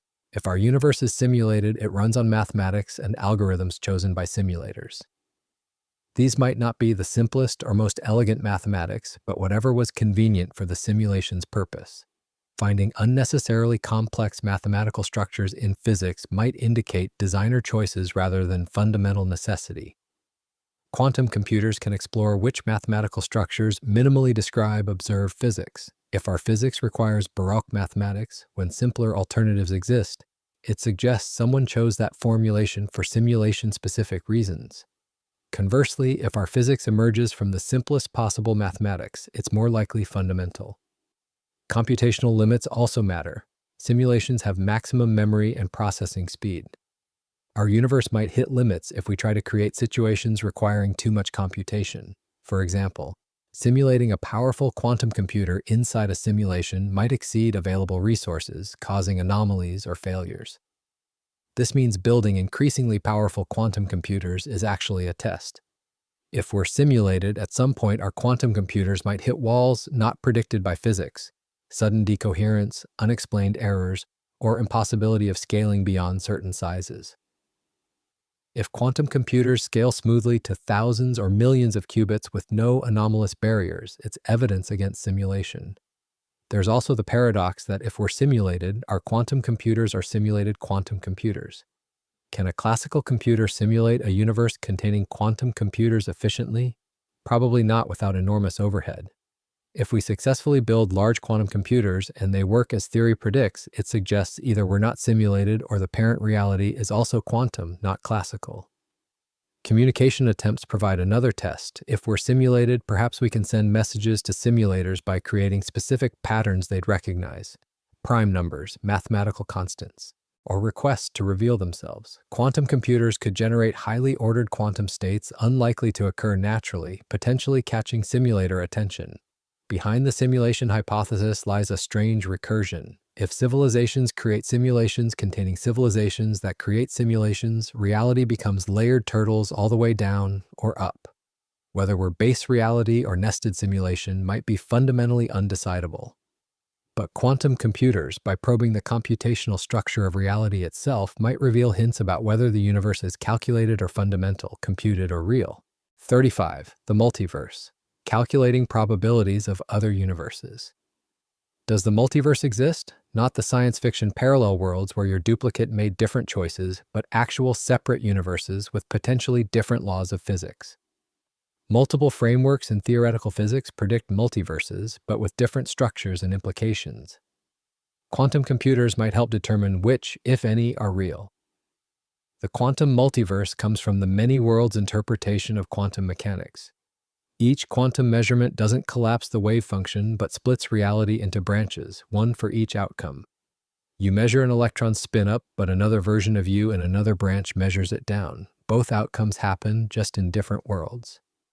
This multiplies astronomically. Every quantum event everywhere constantly splits the universe. After 14 billion years of quantum events throughout the observable universe, the number of branches is unimaginably vast. Each branch is equally real, forming a vast multiverse of quantum possibilities.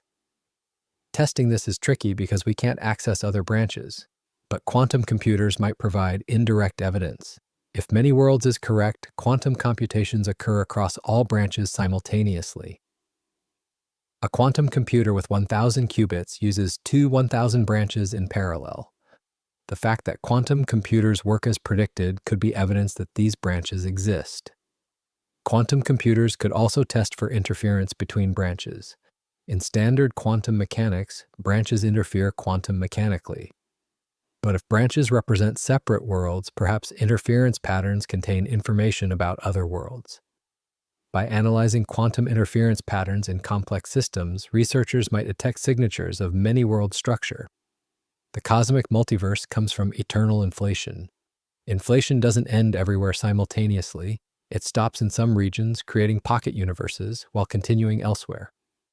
This process never ends globally, eternally creating new pockets. Each pocket can have different properties, different particle masses, force strengths, or even numbers of dimensions. This multiverse is physically real, but forever inaccessible. Pockets are separated by regions of eternally inflating space, expanding faster than light. We can never visit other pockets or receive signals from them, yet we can calculate their properties and predict what fraction should have various features. Quantum computers could simulate eternal inflation by evolving inflate and field configurations and watching pocket formation. They could calculate how often pockets with our properties arise, testing whether our universe's parameters are typical or rare. If we're extremely atypical, it's evidence against this multiverse model or suggests observational selection. The string landscape multiverse arises from string theory's 10⁵ possible vacuum states. Each vacuum has different particle spectra, force strengths, and cosmological constants. If eternal inflation occurs in string theory, different pockets realize different vacua, creating a landscape of universes with varying physics. Exploring this landscape is computationally prohibitive classically, but quantum computers could systematically survey regions, calculating which vacua are stable, which produce physics resembling ours, and whether the distribution makes our observations likely or unlikely. This tests whether string landscape multiverse is predictive or just explaining anything after the fact. The mathematical multiverse proposes that all mathematically consistent structures exist physically. Our universe is one such structure, but others with different mathematical laws also exist as independent realities. This is the most expansive multiverse, encompassing every possibility compatible with mathematics. Testing this is philosophical as much as physical. But quantum computers could explore which mathematical structures are self-consistent and which produce observers. If only a tiny fraction of mathematical structures allow complexity in consciousness, and ours is typical of that fraction, it's evidence for anthropic selection in a mathematical multiverse. Probability becomes tricky in infinite multiverses. If infinitely many universes exist with every possible property, how do you calculate what's typical? Measure theory provides tools, but results depend on how you count universes. Different measures give different answers about what's probable. Quantum computers could test different measures by calculating predictions and comparing with observations. Which measure makes our universe's properties most probable? If one measure consistently explains observations while others make them improbable, it's evidence that measure is correct and tells us about multiverse structure. There are also observational tests. Some multiverse models predict collisions between pocket universes, leave detectable marks in the cosmic microwave background, circular patterns, or temperature discontinuities. Others predict domain walls or cosmic strings from bubble collisions. Quantum computers could calculate what patterns different collision geometries produce for comparison with observations. Anthropic reasoning is controversial, but unavoidable in multiverse contexts. If universes vary in properties, we necessarily observe one compatible with our existence. This explains apparent fine-tuning without design. Not that our universe is special, but that we couldn't exist in universes with different properties. Many physicists find this reasoning suspicious, but it's logical if multiverses exist. Quantum computers could test anthropic predictions by calculating what ranges of physical constants allow complexity. How much can you vary the electron mass, cosmological constant, or strong force strength while still permitting atoms, stars, and planets? If our values lie near the centers of allowed ranges, anthropic reasoning seems unnecessary. If we're near boundaries, it's more compelling. Behind multiverse theories lies a shift from asking why our universe has specific properties to asking what fraction of universes have those properties. Instead of explaining why the cosmological constant is 10 to the power 122, calculate what fraction of universes have such small values and whether that matches anthropic requirements. Quantum computers might complete this shift by finally calculating multiverse distributions and determining whether we're typical, special, or somewhere between in the vast space of possible realities. 36. The final equation. Why quantum computing can find the theory of everything. What is the theory of everything? It's the ultimate goal of theoretical physics, a single equation or framework explaining all forces, all particles, and all phenomena from the Big Bang to black holes. Einstein sought it for decades. Physicists still pursue it. We have pieces, the Standard Model and general relativity, but they don't fit together. The final theory remains elusive. Why is this so hard? Partly because candidate theories are mathematically complex. String theory involves 10 dimensions, Calabi-Yau manifolds, and infinite towers of particles. Loop quantum gravity uses spin networks and exotic algebra. Other approaches have their own complications. Extracting predictions from these theories to test against experiments is often impossible with classical mathematics and computers. Quantum computers change this. They can simulate quantum field theories, gravitational dynamics, and higher dimensional spaces naturally. What's intractable classically becomes calculable quantum mechanically. This could finally let us test whether candidate theories of everything actually work. String theory is the leading candidate. It unifies all forces by replacing point particles with vibrating strings. Different vibrations produce different particles. The theory automatically includes gravity and is finite, avoiding infinities that plague other quantum gravity approaches. But it predicts far more than we observe: supersymmetric particles, extra dimensions, countless possible universes. Extracting testable predictions requires choosing which of 10^500 string vacua describes our universe. Each vacuum corresponds to a different way extra dimensions compactify. Calculating the low-energy physics for each vacuum is extraordinarily difficult. Classical computers can handle only the simplest cases. Quantum computers could systematically explore the landscape, represent compactification geometry as quantum states, calculate the resulting 4D physics, and compare with observations. This could identify which vacua are viable and what additional predictions they make. If only one or a few vacua match all data, string theory becomes predictive rather than merely consistent. String theory also predicts specific mathematical relationships between seemingly unrelated phenomena. ADS-CFT correspondence is one example, relating gravity in curved space to quantum field theory on the boundary. Testing these correspondences requires calculating both sides precisely. Quantum computers can simulate both the gravity and field theory sides, verifying whether the correspondence is exact. Loop quantum gravity offers a different approach. Instead of starting from strings, it quantizes spacetime itself. Space becomes woven from quantum threads, and time advances in discrete ticks. The theory resolves singularities. Black hole centers and the Big Bang become quantum bounces rather than infinite densities. But calculating what this predicts for observable physics is challenging. Quantum computers could simulate loop quantum gravity's spin networks and calculate how they give rise to smooth geometry at large scales. They could evolve quantum geometries through black hole formation and evolution, testing whether loop quantum gravity reproduces general relativity's predictions while resolving singularities. They could simulate the quantum Big Bang and calculate what imprints on the cosmic microwave background should result. Other approaches exist. Causal set theory proposes spacetime is fundamentally a discrete set of causally related events.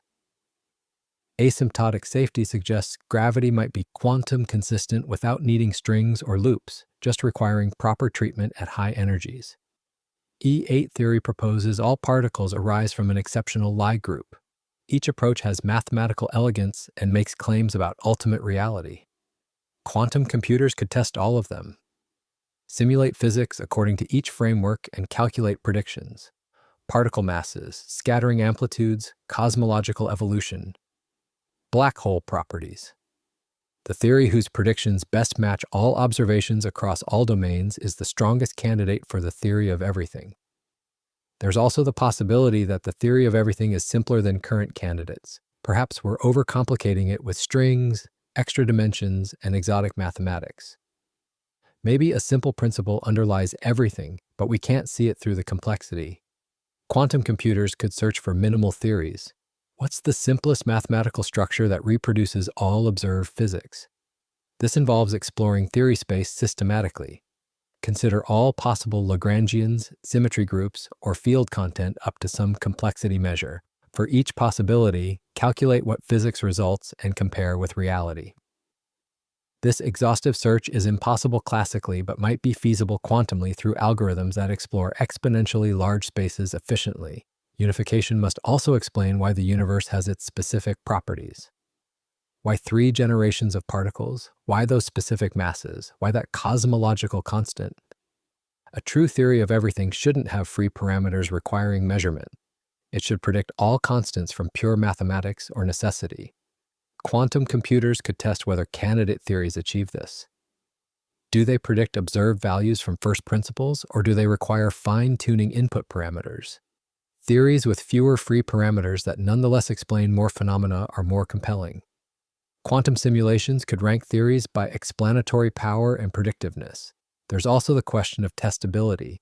A theory of everything must make predictions testable with conceivable experiments. If it only explains what's already known without predicting anything new, it's not scientific. Quantum computers could calculate what new phenomena each candidate theory predicts: new particles, modifications to gravity, quantum geometry effects, or cosmological signatures. Some physicists worry that a theory of everything might not exist. Perhaps reality is fundamentally complex, requiring different frameworks for different domains without an underlying unity. Or perhaps the universe is contingent, with features that simply happened rather than being required by logic. If so, physics would be descriptive rather than explanatory at the deepest level. But quantum computers let us test whether unity exists. If one theoretical framework naturally produces all observed physics when simulated quantum mechanically, unification is achieved. If multiple incompatible frameworks are needed, perhaps reality is irreducibly complex. Either way, quantum computers will tell us by calculating what each theory actually predicts and whether those predictions match the one universe we observe. Behind the search for the theory of everything is humanity's deepest scientific dream: to understand reality completely. Not just how things work, but why they must be that way. Why these forces? Why these particles? Why this universe?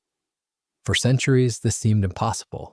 But quantum computers, by making the incalculable calculable, might finally let us test whether the theory of everything exists, what it is, and whether understanding it means understanding why there's something rather than nothing.